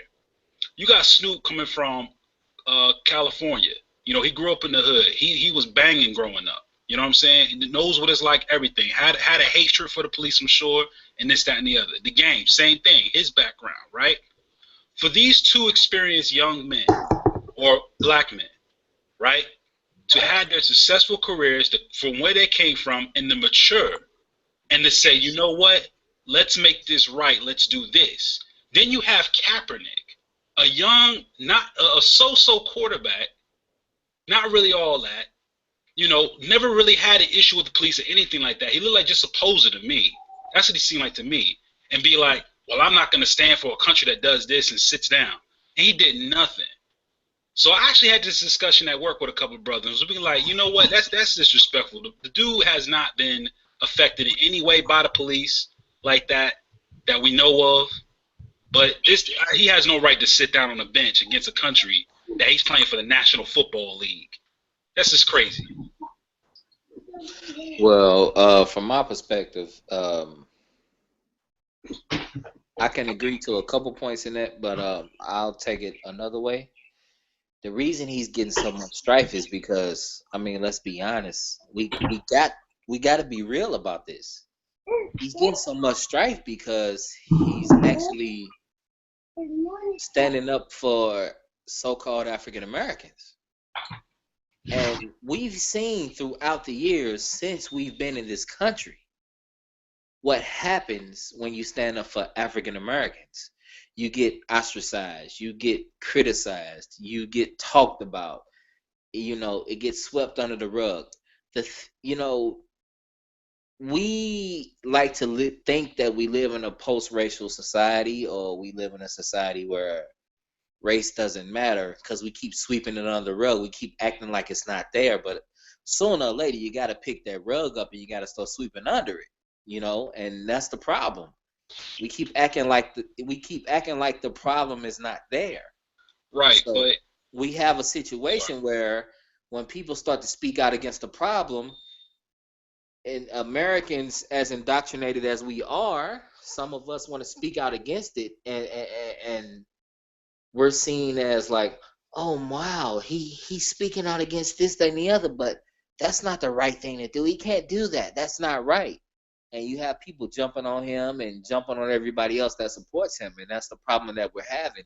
Anytime we have a situation where an African American or anybody that's in the media that supports African Americans or our struggle, anytime we have a situation where somebody speaks up, you're gonna have a strife. You're gonna have situations where they're coming after us. I mean, that's almost normal. You don't really ever have anybody going against gay issues, but you have people coming up against African American issues, and it's crazy that that's like that. But this is the society that we're coming up in. You know, this is what we have to deal with, and this is why he's getting so much strife. You know, and that's what it is. You know, he's mixed, and I think it's noble of him being an NFL quarterback and being someone who could actually, you know, do something, be something, for him to step up and say something. But at the same time, in my head, the superconscious part of me wants to say, well, hey, you got people like me who've been telling you this for years. We've always been here giving you this, telling you that it's like this. Why does it take a celebrity to bring that out? You know, that's where I stand with. You know, I'm glad he did that, and I'm not gonna speak any ill against him. But you know, from my perspective, is, you know, we've been telling you this. Why does it take for him to be the one where everybody starts to say, okay, well, this is right or this is wrong? I yield the floor after that. yeah, Well, I was gonna say one quick response though. Here's the thing. I don't think that's totally accurate though. And I say that with respect because there have been many who have dealt with this thing mature in an orderly fashion, using their rights, the freedom of speech, to express what's going on with black people. For instance, you have two instances on the Stephen Colbert show, the talk show. He had DeRay McKinson, who is the head activist for Black Lives Matter, on the show, and he actually voiced his opinion very loud, and it was well received. He also had a rapper, Killer Mike. Now, Killer Mike, man, I was impressed. If everybody out there that's watching this, go online and look up on YouTube, Killer Mike and Stephen Colbert talk about Black lives and what we should be doing. And he threw some suggestions out there and actually voiced his opinion as to why it is bad. Again, the two other individuals, The Game, Snoop Dogg, these are other prominent figures in the black community who have also voiced what's wrong with the picture and did something about it. Now, what I'm saying is, when you have a dude who is in the NFL, his protesting is, I'm not going to put up with a country that does this. Like, it's not the country, for one. It's the police. It's the police community. I think the country at least gave him that right to even stand up for that. He has his First Amendment right? Right? Which is freedom of speech, expression of religious views or whatever. So the country actually allowed him to express those views. So his thinking is kind of backwards. I don't think he's really thinking thoroughly as to how he's approaching this or what he's doing. I mean, you have people who have fought for this country, shed blood for this country, did a lot of things. America is a great country. I'm not going to deny that. I mean, I think the way he did it was just totally sloppy. I think he did it out of emotion. If anything, I think Colin Kaepernick had reacted and he didn't respond. He didn't think before he thought. He just probably was like, nah, forget that. I'm going to do this to bring awareness to this. And all it did is brought backlash. I think he did it the wrong way. You know, I agree with you. You know, I'm a big listener of Neely Fuller Jr. And he said that white supremacy is big business. And if there is a such thing as black supremacy or whatever, it's small business. So we could take like you guys talking about the football player, and he's mixed and biracial and things of that nature, and we can compare him to the what's the brother who that's from that television show who was on the BET Awards and made a statement. I think that the difference between the two, because both of them spoke out, is one, the brother was at a football game, which is supposed to entertain the subjects. Mostly and majority of them are white people, versus the brother, I think his last name Williams. I can't remember the brother's name, who spoke at the BET Awards. He spoke at the BET Awards. He didn't go on a white platform and voice his opinion. So it's like that's when you got to put in the interest of or the perspective of time and place. You're here to entertain fucking white people. So we pay you to entertain us. So you standing up and acknowledging our flag is still entertaining us. So that's why I feel, personally, in my opinion, as why he's getting so much backlash versus the other brother who went on even though it's still a white platform and Viacom owns BT, but it was still more of a black platform that he was speaking to black people, and he made sure that he mentioned black women to make sure he gets that pat on the back at the same time. So it's a time and a place that is the main factor of this, of the backlash that he's going to. He's a paid entertainer as far as the gladiator arena. We don't give a fuck about your personal feelings. We pay you to entertain us, and that was the wrong time to and it's not saying I'm against what he did. I commend the brother. I'm just saying that he's paid at that time, at that specific time, to entertain majority of white people versus I'm breaking up there. Nah, you monkey dance is what you talking about. Yeah, you're fine. Yeah, he's basically there to, he's basically, like you said, the monkey dance. He's paid to monkey dance. And this is what you're supposed to do. So that's why I feel like it's so much more backlash. And then when the brother Williams did it, he did it, and like I said, he did it on a more of a black platform, and he was speaking to black people. And then 2 or 3 days later, we end up finding out that he ended up inventing a GIF app. So I'm pretty sure, that was probably a marketing scheme. And it's no throwing no brothers or no sisters up under the bus. I never do that. I take my hats off to all the brothers and sisters that do want to stand up, that are in those positions. But it's just a time and place, and I think that's just the only difference of it. I yield the floor. I will say this, and that's why I brought this up.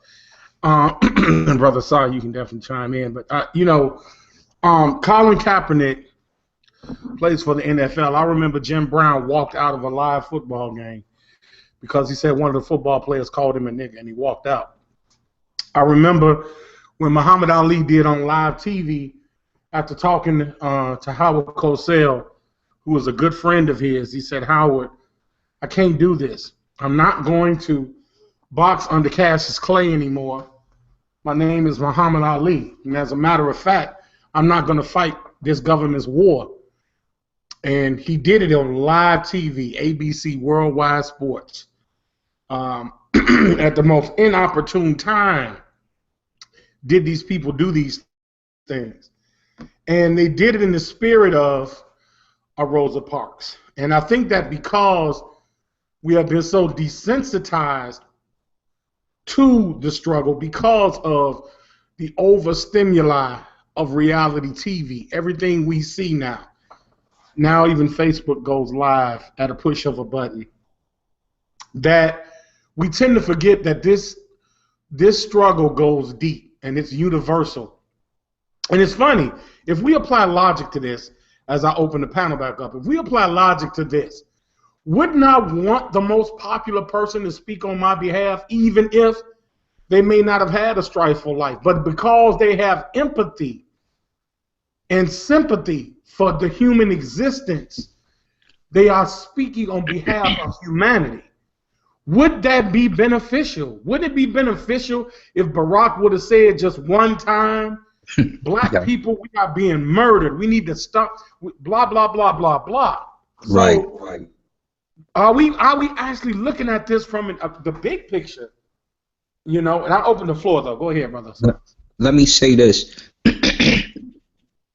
Martin Luther King never disliked each other, nor did they disagree with each other. What they disagreed with are the methods. You never heard them not stand up for the same issue generally. We all would move the same. And it didn't matter who said it, because Malcolm is light-skinned with red hair. That didn't come up during his time.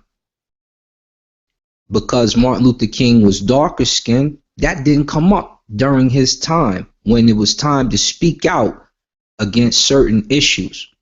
So when I see guys of this time, especially our older generation, when they say stuff like, what didn't he say that Jim Brown said? You don't understand. The youth didn't get to see Jim Brown. Right? Me and Kansu got to see, and we didn't even get to see Jim Brown. We just get to rewind the footage. But we got to see the end of Muhammad Ali. We got to see the end of so-and-so and Farrakhan. And, you know, the youth didn't get to see that.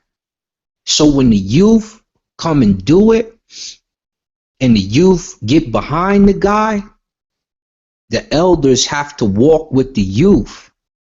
But when the youth are so confused, they don't know if that's a hero or not. That's from sending your kids to a European school, getting a certain understanding, because just like Colin Kaepernick, I didn't stand for the flag during any time of my school years. Anytime, because I was racially disrespected at school and got physical and would have to get home and then chase people home. And then, you know what I'm saying? So when I see the youth now, it's exciting, but it's also sad in certain times when they don't know when to make that stand or why to make that stand or what that flag was built on and the ancestors' backs that they climbed over to create that flag's dichotomy and its exoticness, if you will. Man, powerful. Ooh. Powerful, bro. And that's the thing. The youth is so powerful in this day and age.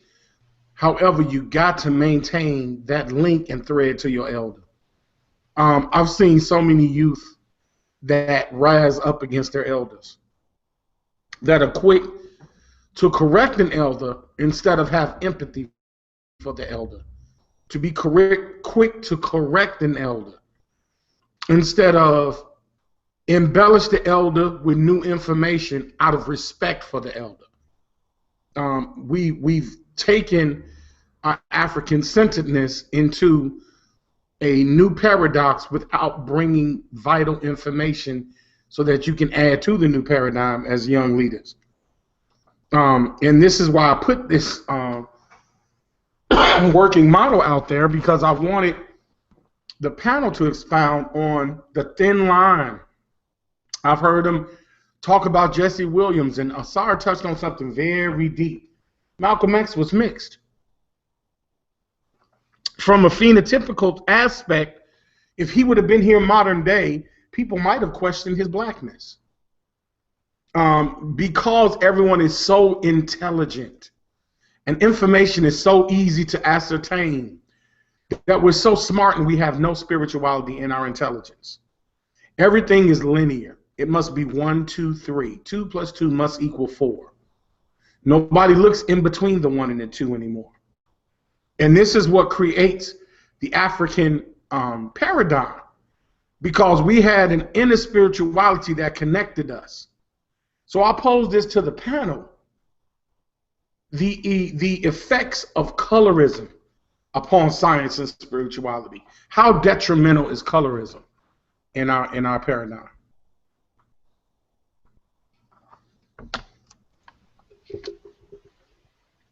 Very. Yeah, color is very detrimental today. Go ahead and speak, Brother Malik. Peace to your friend. And what the brother at the end said, Asar, what's up, brother? Yeah, that flag was built on family. Bloodshed, death, rape, and murder. So yeah, I applaud and support what Colin Kaepernick did, 100%. Now he's already being crucified in the media. I've already heard he's lost one. He has lost one endorsement. That's a couple $1 billion right there. The coach has now decided to bench him the whole season. What I'm gonna do is, I'm a Dallas Cowboys fan, but I'm gonna get me a Colin Kaepernick jersey ASAP. I'll say. Brother Kevin. Yes, sir. I think you want to expound. I mean, here's the thing. I understand what emotion can cause a person to do. And I think sometimes it can make somebody do some irrational things. Now, I think that a lot of people who are under the emotion of, yeah, you know what, forget America, and they with Kaepernick, I understand, because you're going off of emotion. But I don't think that not standing up to the flag is blasting what occurs between police and the civilians. My opinion is that, to be honest, and nobody has ever admitted it, or I don't know if the topic really came up, is that, to be real, a lot of the situations we get in trouble with is either because we're doing something crazy or we're just ignorant of the law, period. What I think the best solution is, if you want to protest, is to educate the people on how to deal with law enforcement. You know, I mean, Kaepernick's, I don't agree with it, man. I mean, maybe I'm in opposition to everybody on the panel, maybe some people on the panel, but No, have your opinion, young brother. That's why I say it's exciting, because you bring a different dichotomy. Somebody else is going to see it a different way. All we can do is just put the guidance out there, and you're going to decipher it how you want to, and we have to live with that. Right. Well, I mean, Kevin, you did say something that that kind of like shed light on maybe a deeper, something deeper that is going on within your psyche. You said that a lot of times the people are actually doing wrong things when these things are happening in the first place. Right. To the contrary, that is definitely untrue. How do you argue that? How you figure? Well, where's your could you provide empirical data that proves what you said to be an actual fact, or is that just an opinion that you're making? No, it's a fact. Most times so that little boy in Cleveland who was playing with a toy gun and got his brains blown out by the police, he was doing something wrong, right? No, he wasn't. Or Eric Garner who got choked out Right. He was doing something wrong too, right? Right. So those are two individuals. Or the guy who was in the passenger seat who had a gun permit, who got shot and killed in front of his girl and her daughter. I Right. guess Or he the was doing guys, something but wrong see, too. No, the sheriff that's was fine. That's okay fine. with selling No, CDs. you can machine gun all of these examples, and I can argue each of these examples. Now, I'm not trying to win an argument, but here's If the you thing: try to argue the those kid, examples, the it kid. goes No, to no, hold on. show The that there's kid, something No, no, deeper no. with inside of you that are Right, making you're you right. saying You're the right. Now statements the that you're kid. saying. Now what happened to each of these individuals? The first emotional response that I had was sorrow and sadness and grievings. I grieved it, but then after I got past that, I asked myself and I look at what's happened. I said, what happened? What occurred with this person that they had to get into the situation? Now, mind you, I'm not ignorant of the fact that we're black. I don't ignore that. I know that's a factor. I know that plays a factor. But because of that, this is something my father told me. It sounds like you bug dancing. No, I'm not, bro. I'm telling you from experience. I mean, explain the little kid in Cleveland who got killed by the police who was playing with a fake gun. Let me finish. Yeah, let him finish because I want to hear what he's doing. I'm gonna get into something that I shouldn't be doing, or I'm gonna be a part of what's something that's called collateral damage. And what I mean by collateral damage is that these are individuals who may have been innocent, but because of the history of what's been going on and the relationship that we had with law enforcement, this, that, and the other, I think it does provoke a higher chance of violence than it normally would to anybody else. Now, for instance, the kid that got shot with the toy gun, yes, he should not have been shot. That was wrong. The police should have ascertained the situation thoroughly. The police was wrong for that. But the fact of the matter is that this police officer saw a black kid with a figure that looked like a gun, and that threw him into fear. And because of that fear, he made a irrational decision and killed that dude. So was it justified? You said what now? So was that justified? No, it was not the kid justified. doing something wrong? No, it's not justified at all. But what I'm saying is that kid you said for died. the most part. No, that kid died because of what the history that's there. Because of who he is. Well, who created? Hold on, bro. Time out. There's been history created that between this history, for you. Kevin? Bro, that history is ongoing. That history. Who created it? Hold on, bro. Let me finish. If you're gonna ask me a question, if we're gonna have a discussion, I think Osar had a good idea. Let everything come out. Because I'm glad you're speaking this way because I'm not. Like I said, I'm not ignoring history, bro. I'm not ignoring that. I know what occurred. I read history books. I know what happens. I had a couple of run-ins with police. I get that, man. Let's stick to the point. There are situations presently. Whereas we know our people is up to no good sometimes. Sometimes, bro. I know white people that's up to no good a lot of times. I'm trying to tell you. And then we run into situations where we shouldn't even be in these situations. So what happens is it develops a relationship. It develops these stereotypes, these expectations. Like if you look at our GDP, if you look at our economy, if you look at our education level, that's going to be expected of us. I'm saying, instead of firing back saying, yo, F the police, fire back by changing that statistic. I'm saying go at the root of it. I'm not for Bruh, the root of it. So what is the root of it? You realize most statistics are held back, especially if they're dealing with the dominant race. There's a lot of statistics that they don't put out based on them. So are you sure? Are you certain about that? I'm very certain about that. Okay. Where are you from? I'm from VA. My ex-wife's mother was worked for the CIA and retired from the CIA. Didn't tell her shit until after she retired. You stayed up by Langley, by there, right? Is that where she was working? Or where are you? Were you in the 7 cities, like Hampton Roads? Nah, I'm in North VA, like close to Arlington. All right, bro. If you ever have an opportunity, I want you to go to Hampton. I want you to go to Newport News. I want you to go to Portsmouth. I want you to go to Norfolk, right? In some parts in West Chesapeake, right? And then you tell me if those statistics are lying. Okay? If you I'm not saying. Hold on. Yeah, I'm not saying that there isn't any situations or areas where there are bad demographics for black people, but you also got to realize those situations and those areas we were put in and confined in, let's say, were manufactured. Dude, okay, let me tell you an example. Kevin, let me ask you just one question. Yes, sir. Go ahead. Because, okay, would you agree or would you disagree? The number one problem on the planet when it comes to dealing with rape, murder, torture, injustice is white people. Yeah. So I don't get why you saying all this other stuff. Because the If they're the number situation one that problem, we're dealing with if they're right the now number one has to problem, do with right now what you're how talking come about how come is happened in it most of history. the time Are white if people they're come on by man, and you gotta let me large? talk, Hold on. man. You just asked me a question. I'm answering it, right? I know you answered it. You said yes. So so what I'm saying to you is if you're gonna say yes, how could you say that for the most part we're the ones that are wrong when these things happen? No, I'm It not seems saying like we're the ones. it seems like Go ahead. go ahead, bro.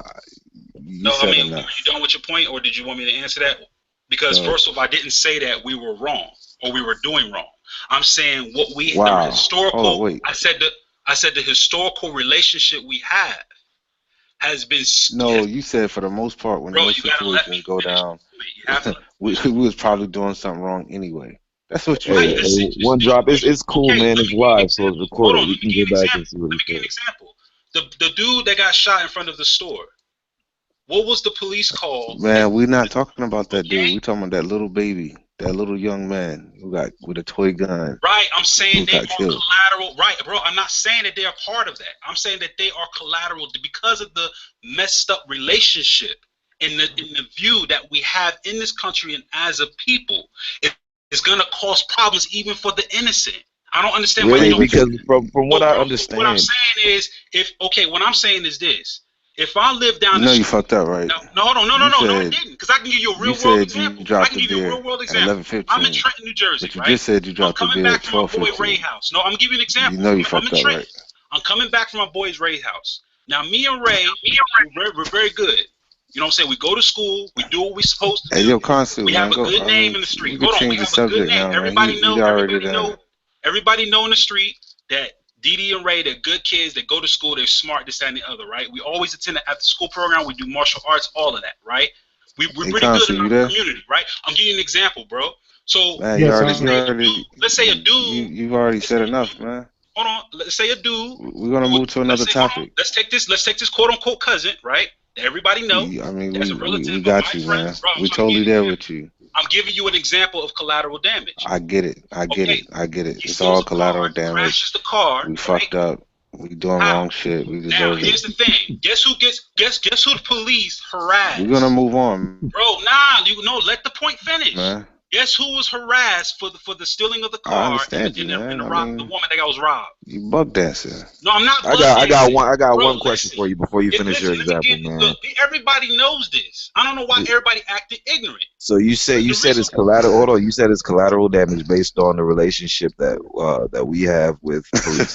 This dude No, right Okay. here, man. It's not necessarily.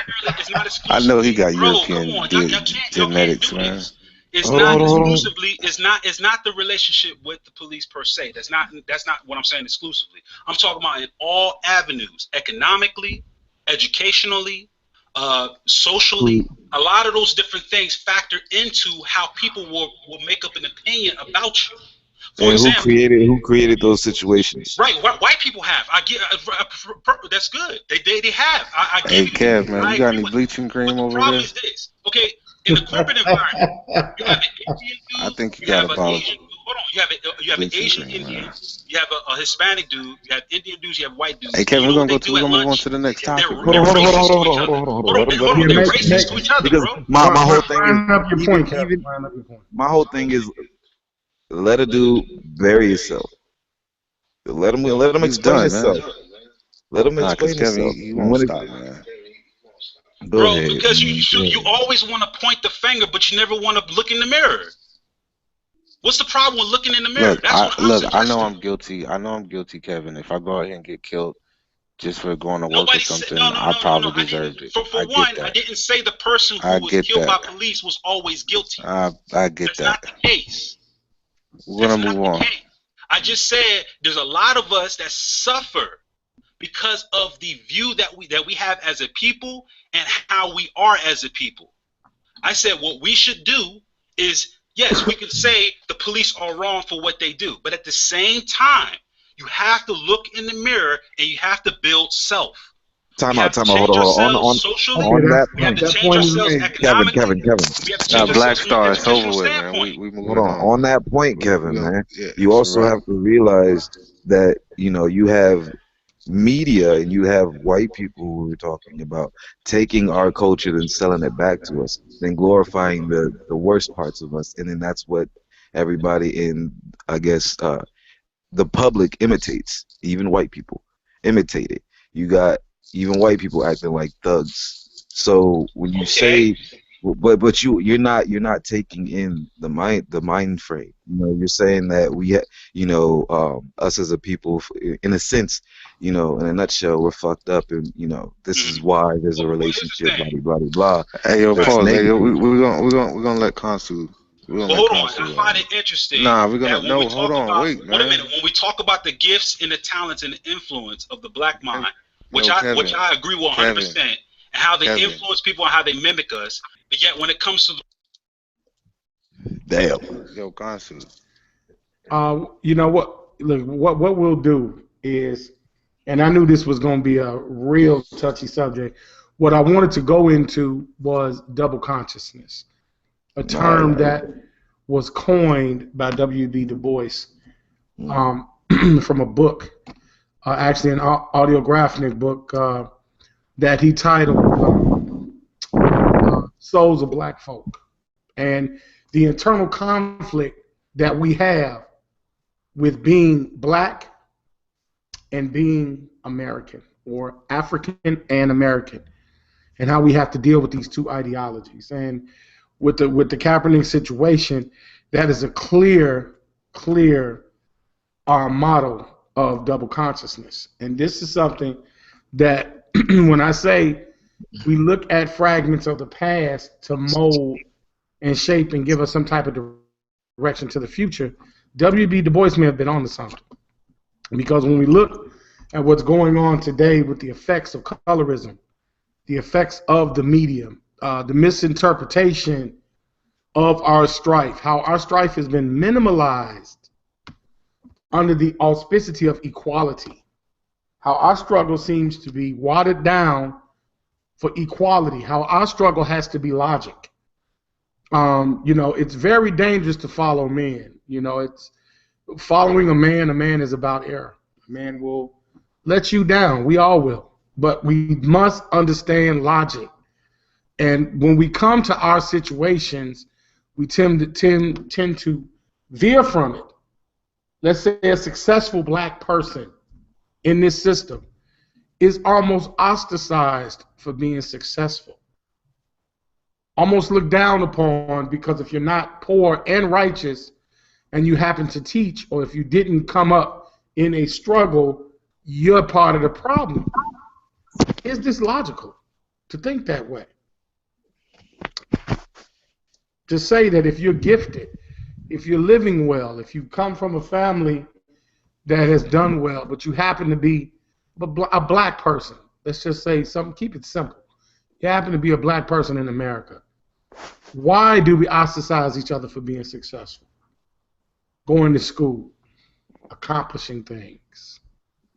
Is that evidence of a double consciousness? Is double consciousness valid? Does it have a valid argument in this day and time? I'll open the floor, though. Yeah, I don't know if anybody else want to open on that. The only thing I've done with that is I read a quote when you brought it up, and honestly, it's my first time hearing about it. I think from the quote it's pretty clear what he meant, and I would say that I would agree with that, because basically what he's saying is that racism is eternalized, and that they kind of use the world and other people's eyes to say, oh, look how they look at black folks, and then they use that as the measuring stick to say this is what it is. I don't think that I adhere to such a view, to speaking personally, because I don't really internalize the racism and let other people judge me. I been on the ground with my people. I spoke to my people. I deal with my people. I'm married to my people. You know, like I dealt with my people. I know what's going on within my family.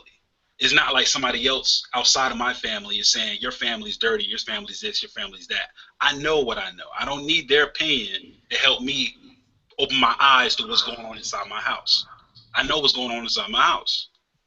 So with that being said, I agree with what he's saying. I don't have no pity and low self-esteem by what white people say about black people. I'm not concerned about what they're saying.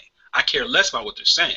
But I'm concerned about when I walk in the house and I see a cup that's not in the sink and clothes all over the floor and, you know, this, that, and the other, the door, the windows open, the baby's diapers are full. I'm going to get in my people's behind and say, look, you got to clean this up.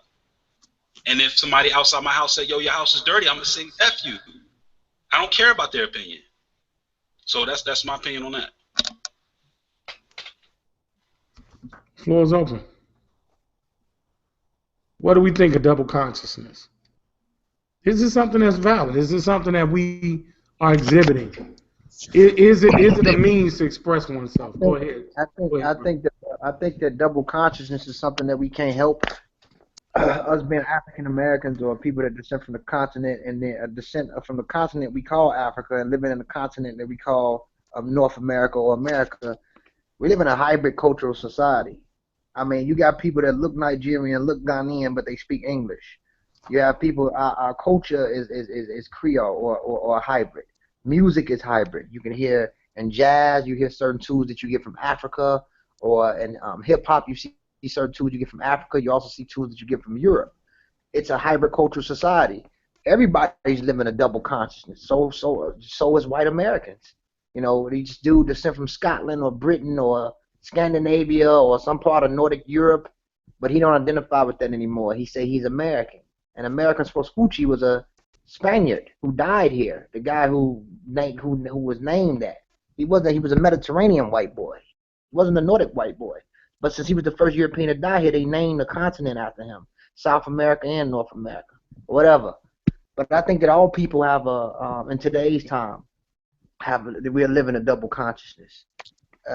Even the idea of race is false. You know, it's a social construct that was created in the late 1700s, if I'm not mistaken, mid 1700s, 1749, 1759. Correct. That's correct. If you have an idea that you are white and he's black, or the 5 races that he created, but he said that one was Mongoloid, one was Negroid, one was Caucasoid, and one was Malaysian or Australoid or whatever. That's false, because we're just different variations of the same species, and based off the species or different geographical locations that we develop in, we develop our own unique morphologies, which makes us have our own unique traits that other people don't have. The species of human functions the same. The number of amino acids is the same. The way the cerebral cortex functions is the same.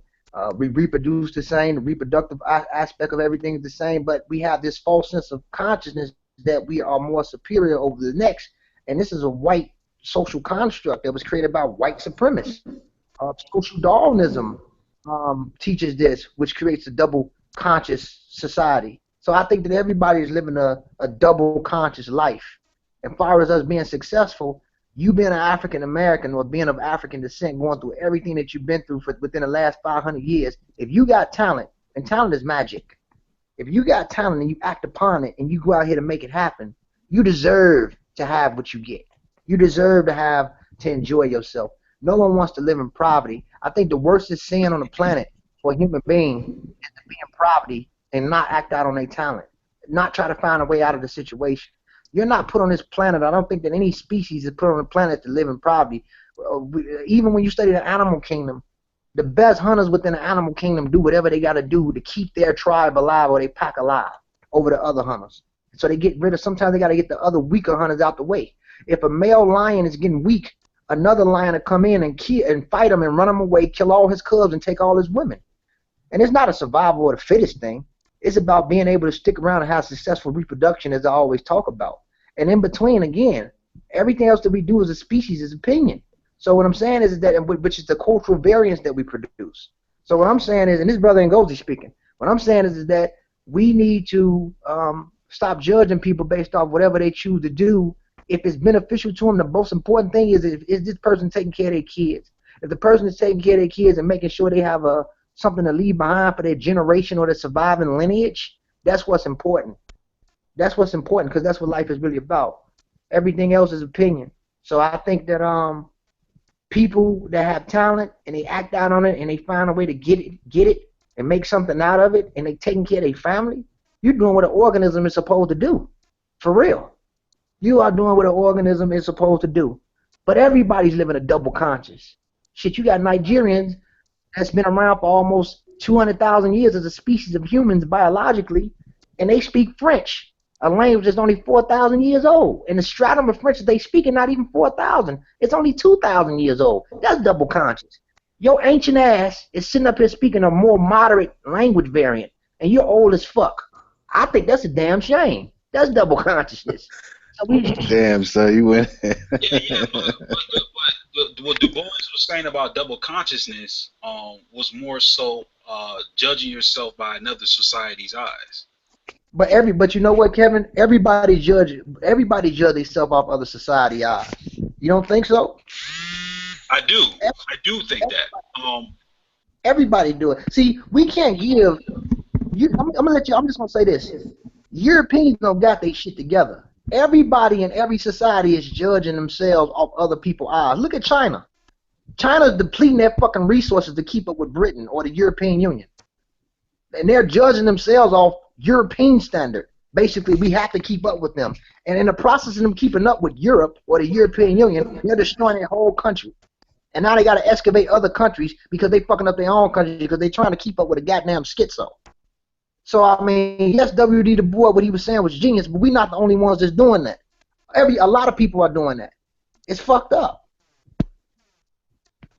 You know, I'd like to put this out here, a term, hidden curriculum, that Brother Kufu had did some research on, hidden curriculum. And I want to read this really quickly, what it's classified as. A hidden curriculum is a side effect of an education or lessons which are learned but not openly intended, such as the transmission of norms, values, and beliefs, which are then conveyed in the classroom and the social environment. Any learning experience may teach unintended lessons. Hidden curriculum often refers to knowledge gained in primary and secondary school settings, usually with a negative connotation, where the school strives for equal intellectual development as a positive aim. In this sense, a hidden curriculum reinforces existing social inequalities by educating students according to their class and social status. The unequal distribution of cultural capital in a society mirrors a corresponding distribution of knowledge among its students. I think that is very relevant. I think that happens and is very prevalent in the academia system. You know, a couple of us at Team Osiris, we always say culture trumps academia every single time, because academia can be very susceptible to a lot of social constructs due to a hidden agenda, and even with double consciousness. And when I segue this, I say this initially in going into actually my last question. And in this question, I want to play a sound excerpt, if I may, for everyone to listen to. It's going to take about 9 minutes. Is everybody open for that? Is everybody open for listening to that? Before I do that, I don't want to subject anybody to a diatribe. Is the panel open? If I get a couple of yays, I'll do it. Yeah, I'm fine with that. Anyone else? Yeah, I'm cool with that. Can I get one more? Everybody cool with it? Go right ahead. All right, this is a gentleman. His name is Tim Wise. I tend to like him. He's a European. And he's going to be speaking on race. Mind you, the classification of race.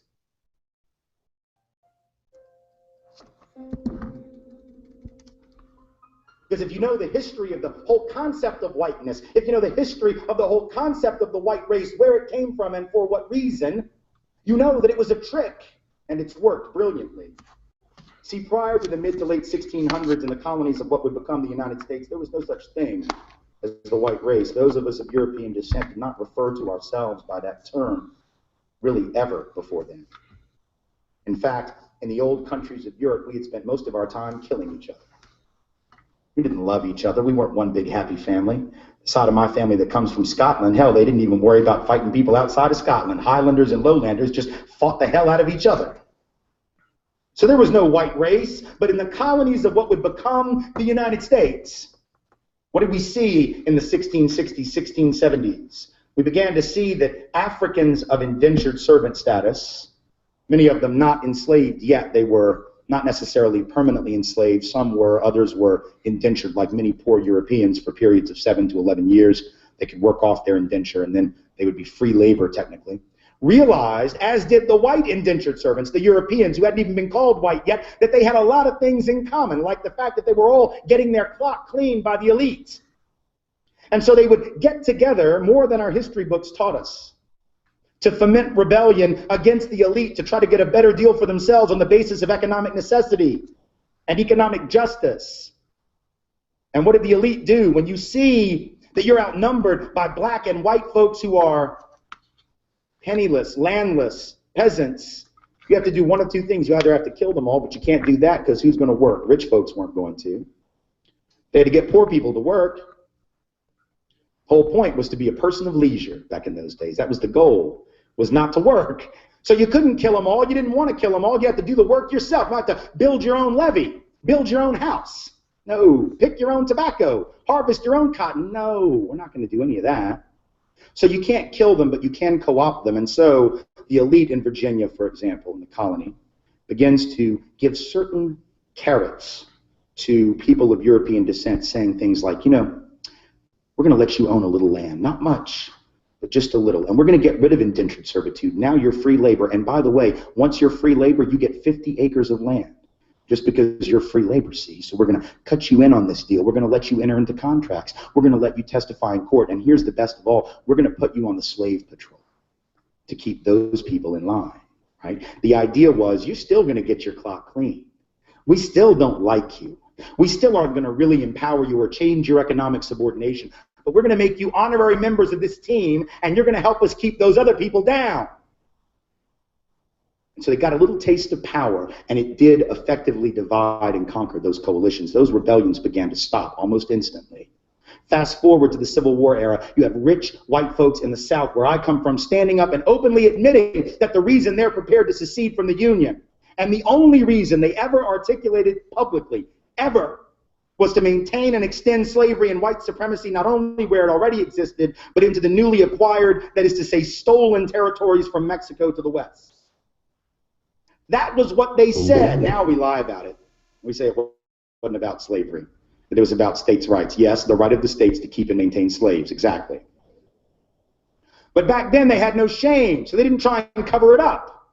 They openly said it, but once again, the rich didn't want to go do the work. Are you kidding? No, they're going to get poor people to go fight for them. And the poor folks didn't even own slaves. Now think, how do you get poor people who don't even own the shirt on their back, let alone slaves, to go fight to keep your slaves for you? You've got to convince them that their skin is more important than their economic interest, because think about it. If I am a farmer who has to charge you $1 a day or $2 a week to work on your farm and harvest that tobacco or pick that cotton, but you can get a black person to do it for free because you own them, who's going to get the job?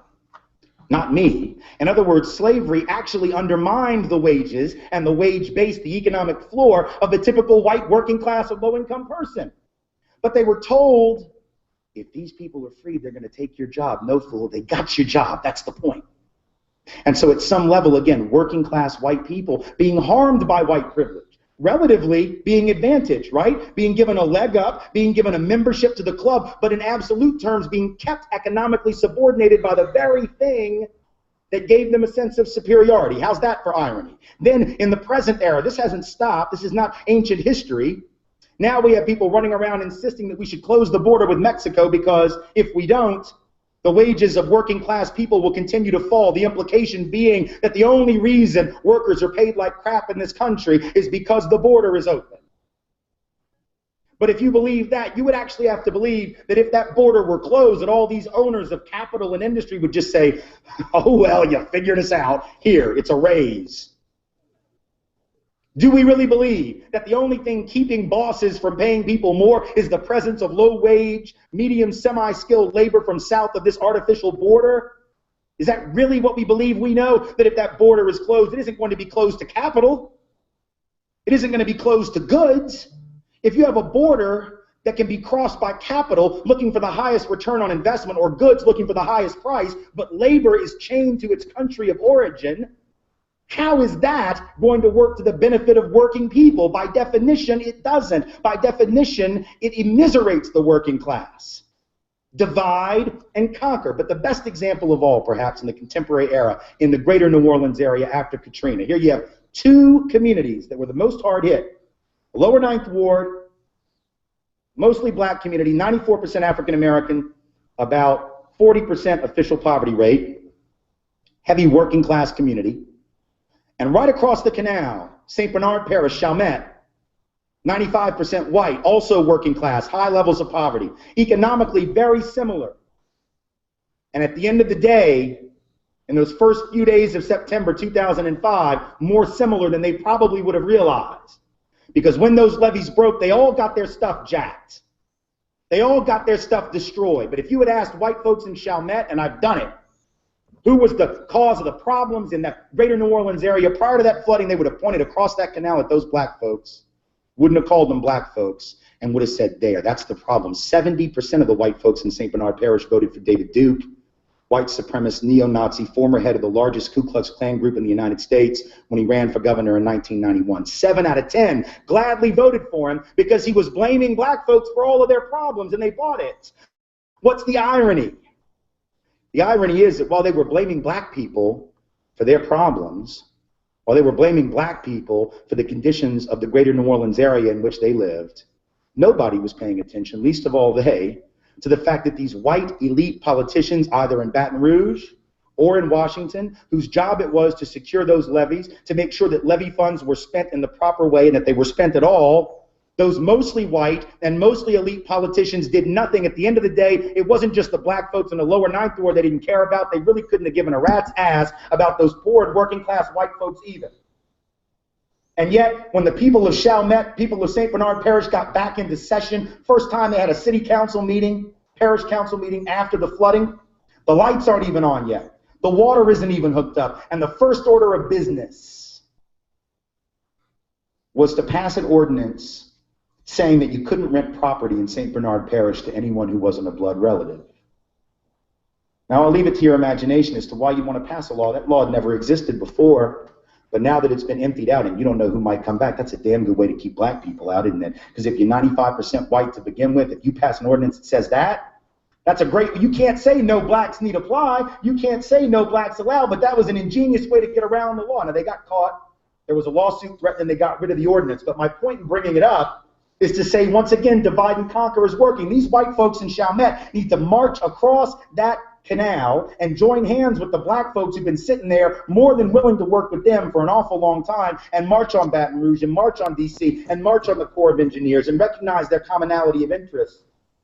But the whiteness and the lure of whiteness has tricked these have nothing in their bank account white people into believing that they got more in common with the rich white folks on St. Charles Avenue that didn't lose anything in that flooding than they have in common with the black working class folks who live about 500 yards away.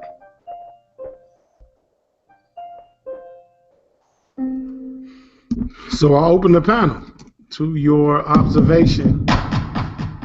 Open the panel to your observation. Well, for one thing, black people are subject. Yeah, open the panel up for observation. I think you made some very good points, some very valid points. And the problem is, or let me ask you a question, being of, it sounds like you're European descent, I don't know, Irish, right? So I would say this, when it comes to African Americans and American Africans leadership, and just our communities in general. We have certain codes. We know who each other are. We identify certain people as house Negroes, certain people as field Negroes still, because of the division in the ideas that they may that are manifested, that they may gravitate towards. When it comes to separating a good European from a bad European, even though we should all look at each other as humans, that's not happening. So when it comes to separating you from another European, what are the signs that we need to look for to let them know that we know that you agree that we're all humanity?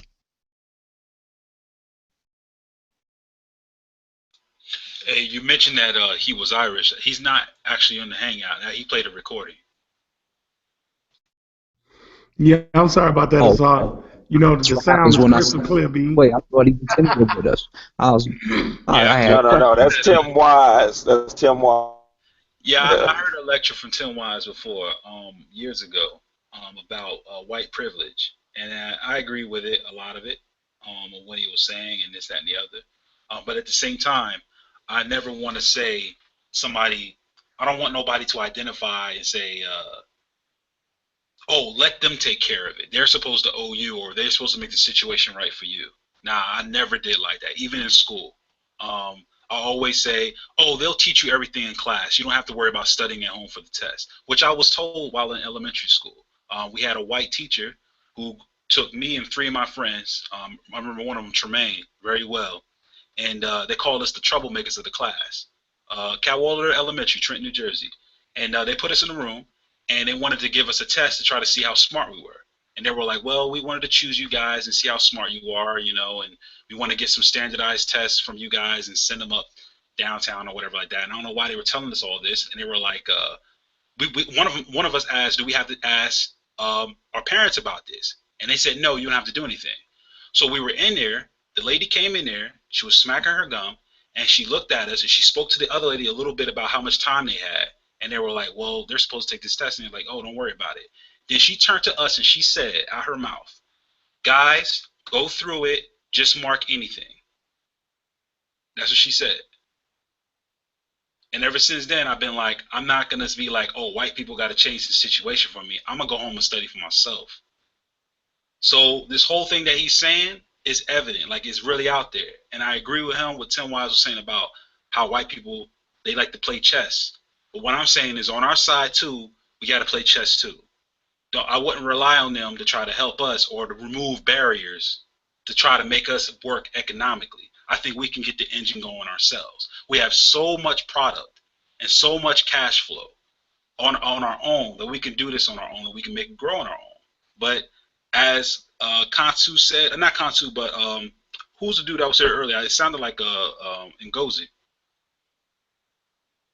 Was that Ngozi that was here earlier? Yes, it was. Yeah, so Ngozi said something great. He said, yeah, we may have to find some of the weak ones and cut them off and this, that, and the other. Maybe that process need to take place. Maybe some people that just not really about making us work as a people maybe need to be cut off.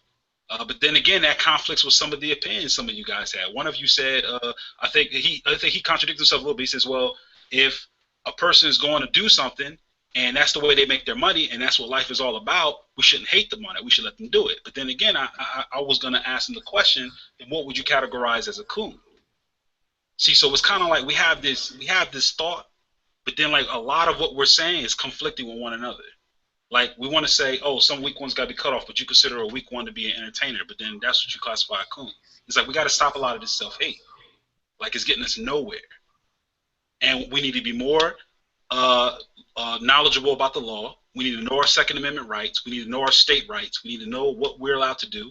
A lot of the situations we get ourselves in, we have to understand that, does a police have a right to detain you? Are you free to go? Does he have a warrant to search? You don't have to consent to searches. There's a lot of things that if we're just simply knowledgeable about, a lot of this stuff wouldn't really happen. That's my opinion, and I feel like we should put a lot of that in action.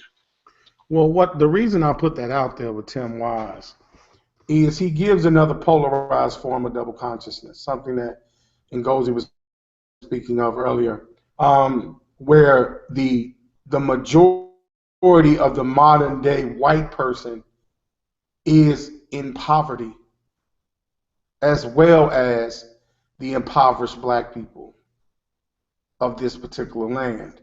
Because the term white was not a term until modern day. It was not an archaic term. It's not a historiological term. So the idea of race and racism is fairly modern in its constructs. When we look at ancient history, you see that you don't see racism in ancient history.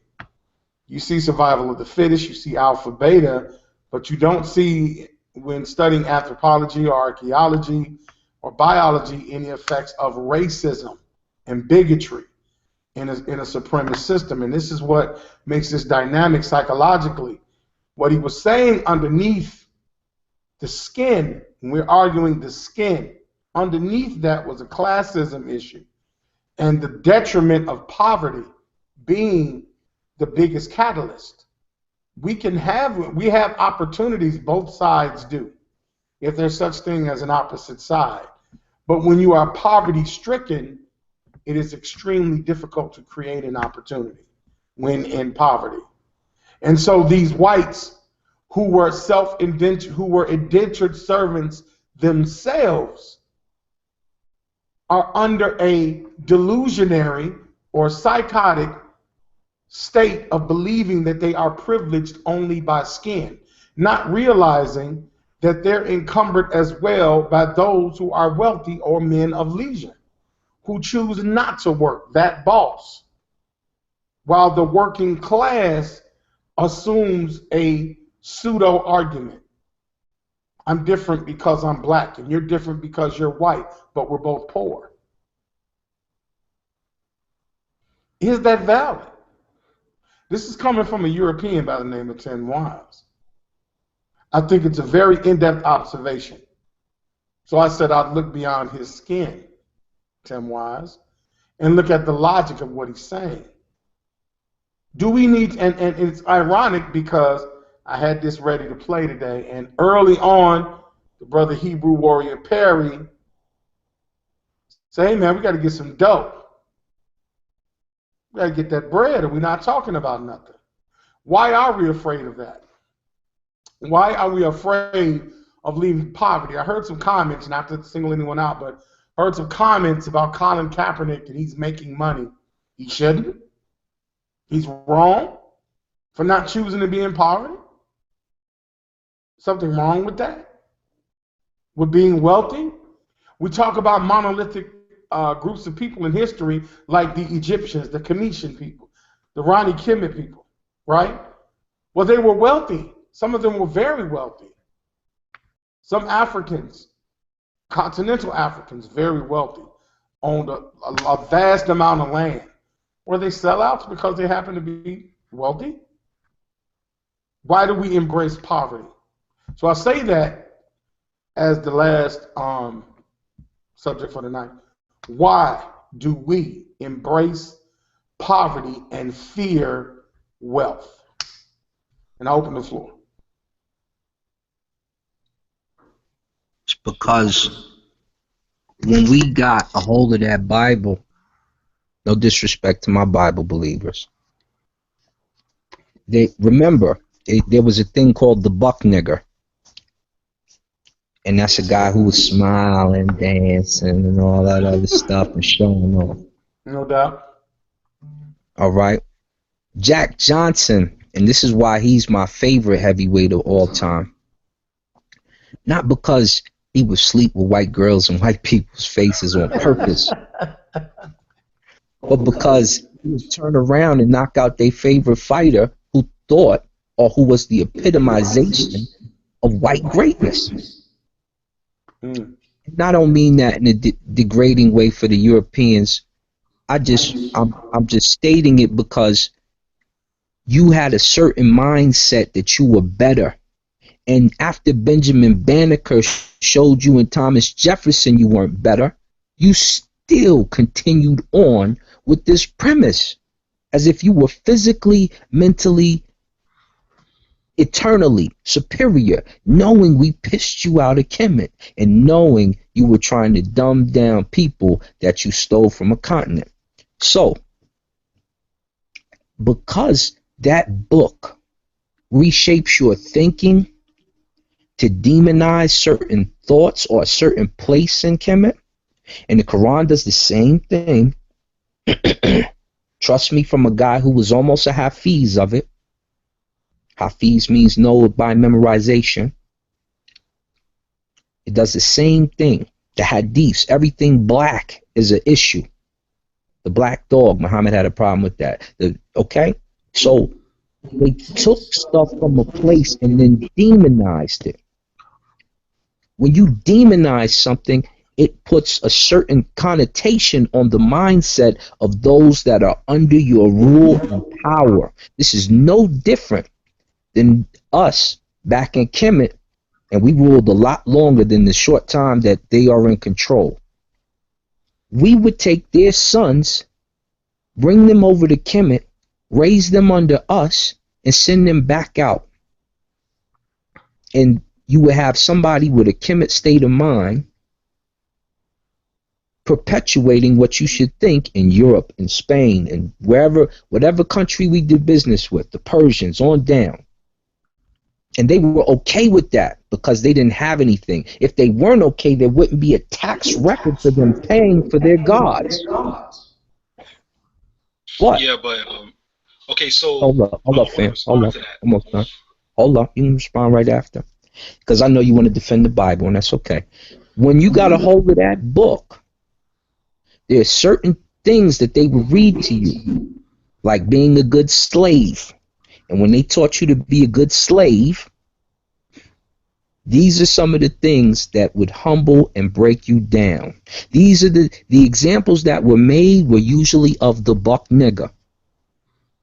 The examples that were made are usually of that guy who had too much money. And now you're afraid to get money because as soon as you get it, guess what? Guess what we was making songs about in the 90s?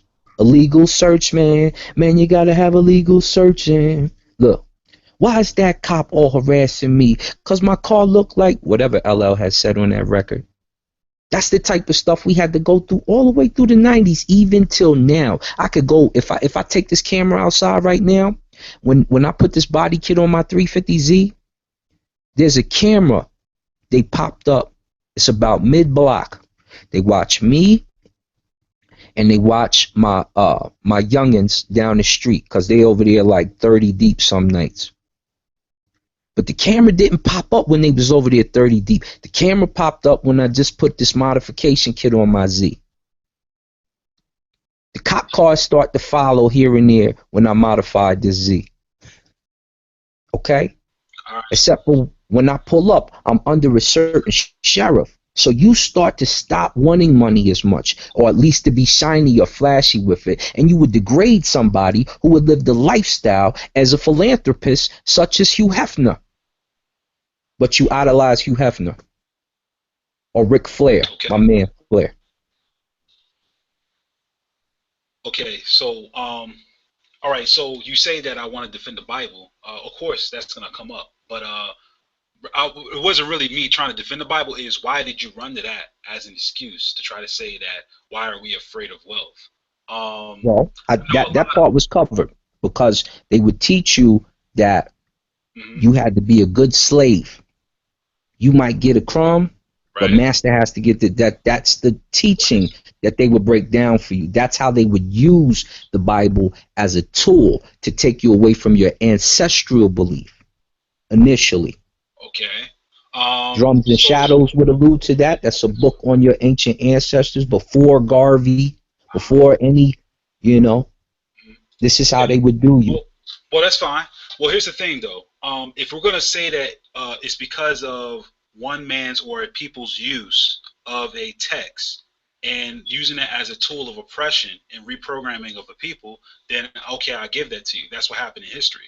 But if you're going to say it was the book itself, I will have to strongly disagree with you. Abrahamic faiths were already prominent in West Africa. In fact, one of the richest man that we know in history ever, Mansa Musa himself, had a Abrahamic faith kingdom. They were mainly Arabic speaking. Muslims, They were not Muslim. Arabic speaking. They did Not, speak. They did use the they Quran. spoke some Arabic, right? Not mainly. Right. You also have people who had the Hebrew scriptures. So, does the text itself or a book hinders one from accumulating wealth? Certainly not. I know many people personally who are black, who go to church, follow scriptures, and everything, and have, amazing portfolios. They know how to invest. They know how to deal with money, this, that, and the other. And the key thing that I see, really, if you want to really break it down, people are afraid of wealth because the mentality that I've seen personally is easy come, easy go. Statistically, I see that where the money goes, it doesn't really go in a smart place. Everything is disposable income. Like as soon as the average black person get their check, it's like it's spent. Not a lot of it go towards investments. See, in my household, right? So my father, we went to church. He was all about the scriptures and everything, but he always said there's a certain percentage you got to have for investments. There's a certain percentage you got to have for savings. So really what it comes down to is a lot of people are afraid of wealth because they don't know how to deal with it. They've never been taught it. And of course, anything that you don't know, what's the reaction? You fear. So, now, with that being said, I think what needs to go into action is that a lot of our people need to be educated on the plan. How many have an E-Trade account? How many actually go to Investopedia and actually read about what different terms in investing when your company does a Online trading, right? When your company does a split reverse and you lose shares, what happened? Is it something good to come in? Should you buy into it? What is the company's plan? Like I'm looking at companies now. I'm actually telling my people that I know on the phone, like, yo, invest in this company, do this, do that. So do I have the Bible in one hand to help me facilitate morality in my way of life and everything else? Certainly I do. On the other hand, am I afraid of wealth and accumulating that wealth? And do I lack information? I could always learn more, but there's no fear because I know how to get money. I know what to do with my money, and I know how to quadruple my money. Me and my wife are on a plan now. We actually rebudgeted everything because we want to do something different with our money. We want to see ourselves in a point where when the kids are out the house, wherever we want to go in the world, we will be able to go. So it's about accumulating the right credit cards to get the airline miles, how to take advantage of our financial institutions, all of that. So I think that's a cop-out. You know what I'm saying? Like if people really want to know, plug them in. Start a seminar or something online and teach people how to deal with money. Kantu himself, this is a brother that deals with finances and stuff. He has a lot of information. And I remember when he shared with me on Ron, what to do with our money. So I wouldn't blame him on the book. And I'm not trying to defend the book, but I'm saying it's really people's lack of education on the matter. And I'm going to close with that. How are you defending that book? But yeah. Which is okay. This is something to ponder. When we look at timelines, and this is something I think that really divides us, is today we look at the Bible or religion. We know historiologically that a race issue, racism, the ism of race, knowing that race is a fallacy, it's actually fallible. It's fabricated. We know, at least on the outside, that racism started around the 1600s, mid to early, possibly early. And we know that with that came classism and then came economic control. And we know there was an economic divide because these immigrants, refugees, came to this land called America under the auspiciity of being indentured servants. They would work a certain amount of time to work off their debts. In turn, they would then enlist indentured African servants that would serve lifetime contracts with no pardon. Okay, it would not be any way to work it off, meaning they would pass that indentured servitude to their generational descendants. What we notice is that these biblical works were in control of white supremacists. Now, what could have been original works prior, I think is open for discussion. But both of your exchange was really interesting because what can we say about modern religious texts opposed to ancient or older religious texts before the advent of racism? Was religious text always racist, or was it tampered with? I know that was supposed to be my last question, but this is interesting. I open the floor.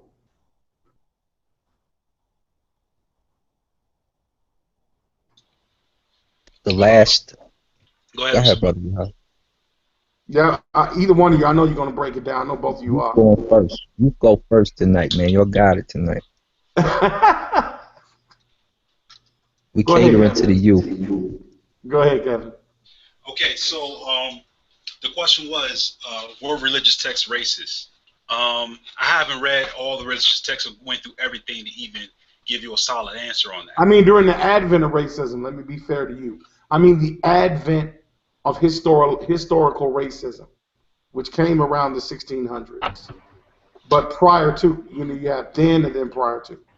But just then. Right.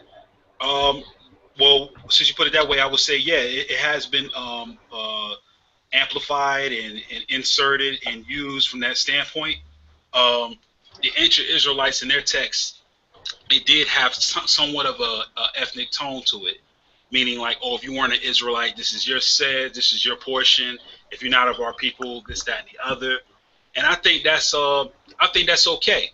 The reason why I think that's okay is because if you go back in history a little bit, 1776 when George Washington became the president, one of the first acts that he did was actually cut off all kind of political ties to other countries. He didn't really want to deal with other countries in a major way, meaning like immigration, things of that matter. The only avenue he opened up for those other countries was trade. He said, we will still deal with you economically, but we don't want to deal with you culturally, immigration and everything else, because he knew that because something was in its infancy, there must be separation in order for that thing to grow. Like when you're a kid and you grow like a little pea pod in like a styrofoam cup, that thing has to be in there by itself and not with other plants because it needs everything from the soil for itself. Again, when you go into Japan, when Imperial Japan was going through its stresses, they actually kicked out all non-Japanese outside of Japan. Why? Because if you didn't speak Nihongo or you didn't speak the Japanese language or dealt with the culture, they wanted to preserve that.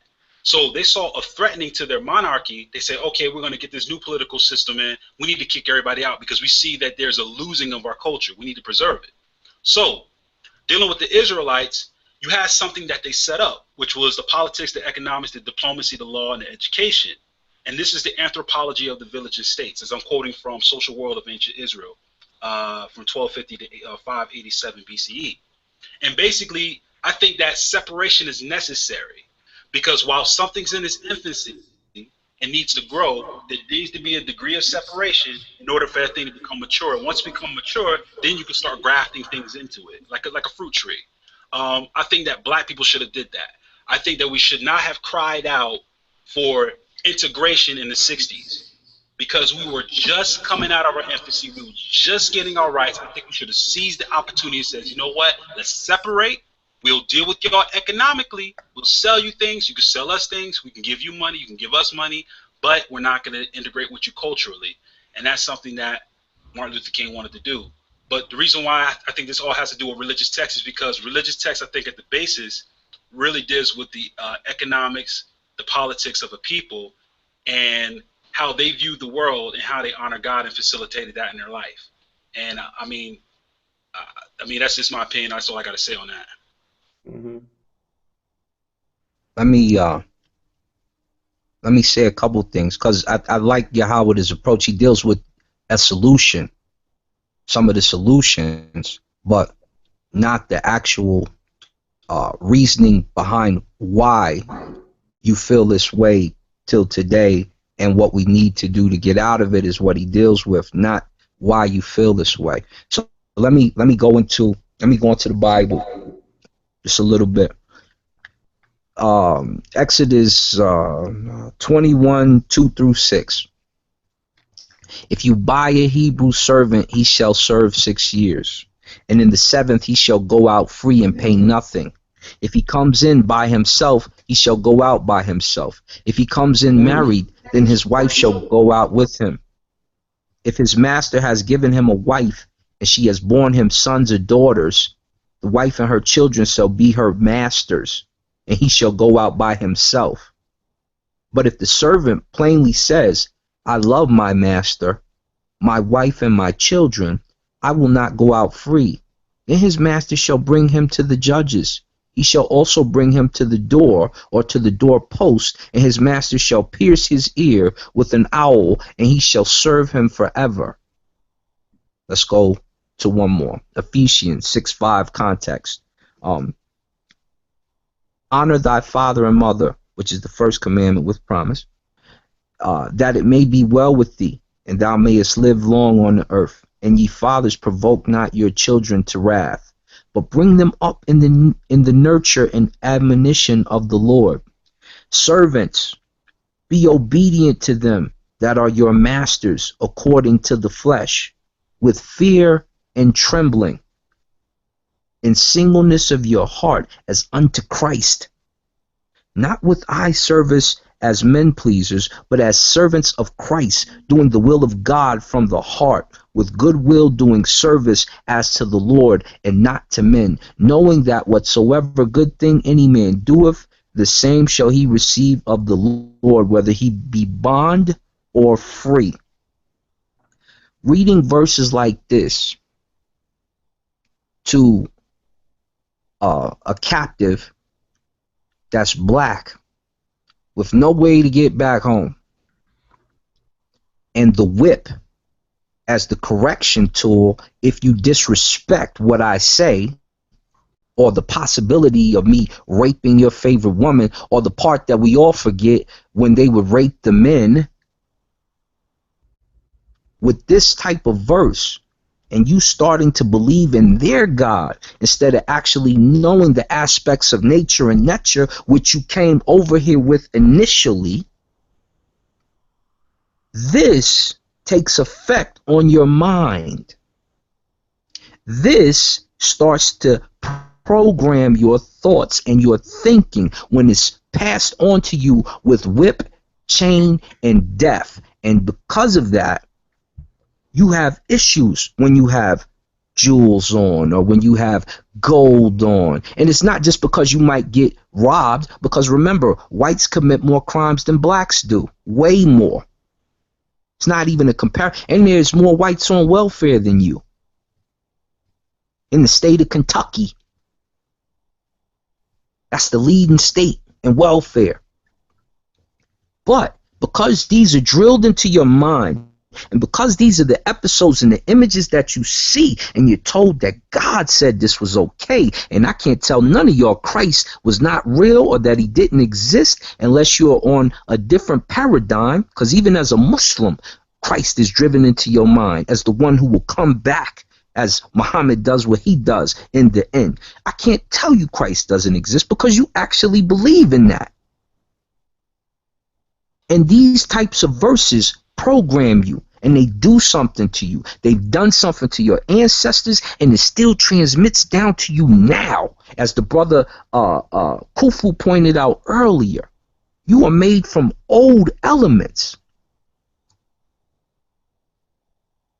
and it transmutes on down. Water is what you're made up of mostly, and water is a memorization element.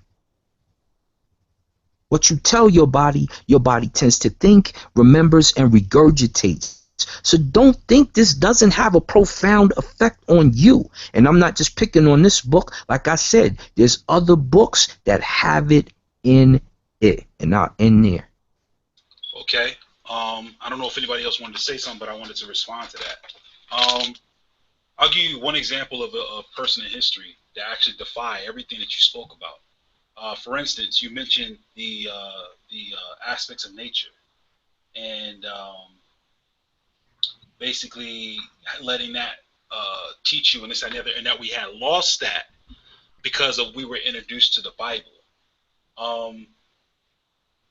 Now, I'm sure you heard of this man. Everybody heard of this man, a man by the name of George Washington Carver. He was a chemist, he was a botanist, and he dealt with a lot of things. This man was a scientist.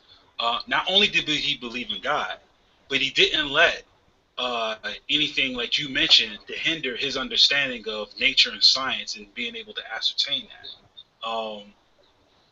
Basically, to quote him on a few things here, he says that the finite mind cannot never grasp the mysteries of the infinite. It is the highest wisdom. It is our greatest happiness to accept our limitations to what we have and leave the rest to God. He also says, I have never groped for methods. The methods is revealed at the moment I am inspired to create something new. But without God to draw aside the curtain, I am helpless. So here's a Will man you read that first part again, family? Yeah, what about the infinite mind or the finite mind? Yeah, read the first part again. The finite mind of a man can never grasp the mysteries of the infinite. It is the highest wisdom, as it is our great happiness to accept our limitations to use what we have and leave the rest to God. So the statement he's making here is basically a man's limitation or his capacity. And if his capacity is limited, then we stick to that which is limited and we leave the rest to God. The other quote that I said is that he never really dealt with a method or groped with it, but yet he was led to be inspired and he gave credit to that to God. So here you have a man who was a scientist who created a plethora of products from a peanut. Not only that, but other plants. Was a scientist, a genius.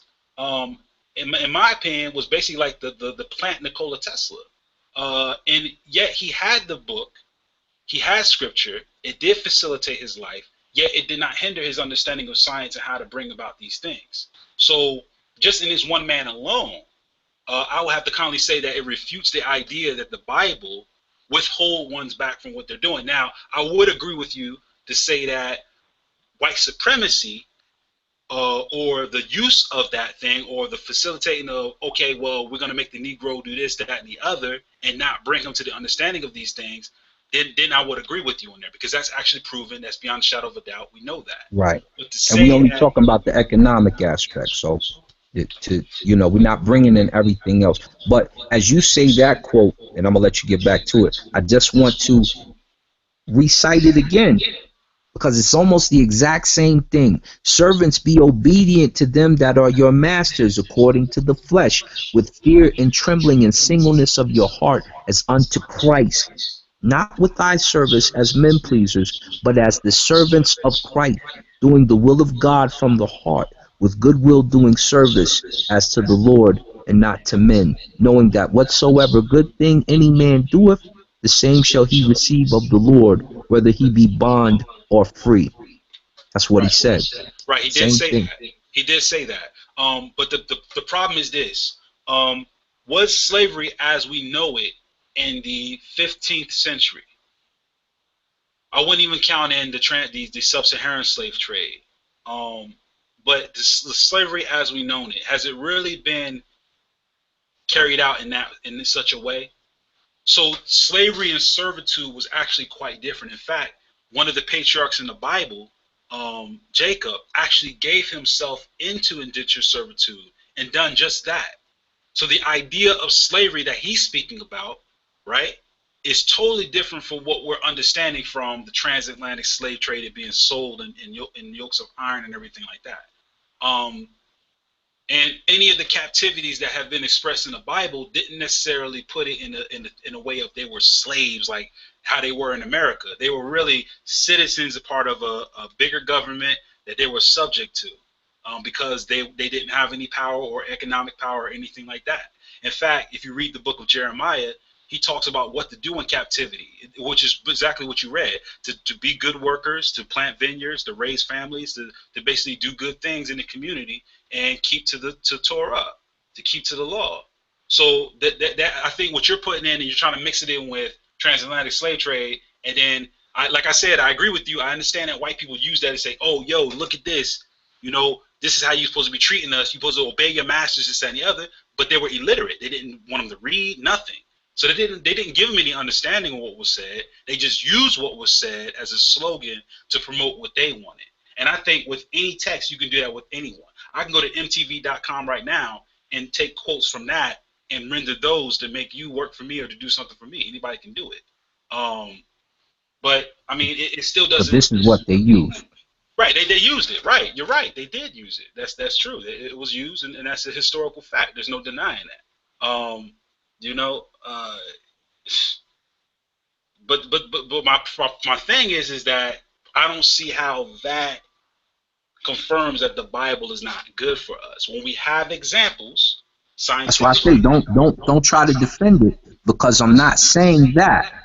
I'm saying this is why you fear economics, is because this is how this book was first given to you. That doesn't even mean the book is bad. I'm just telling you that this is the method that was used and is still in you to this day. And your parents would tell you, don't be, don't be going out there flashing all that jewelry, because they were subject to it.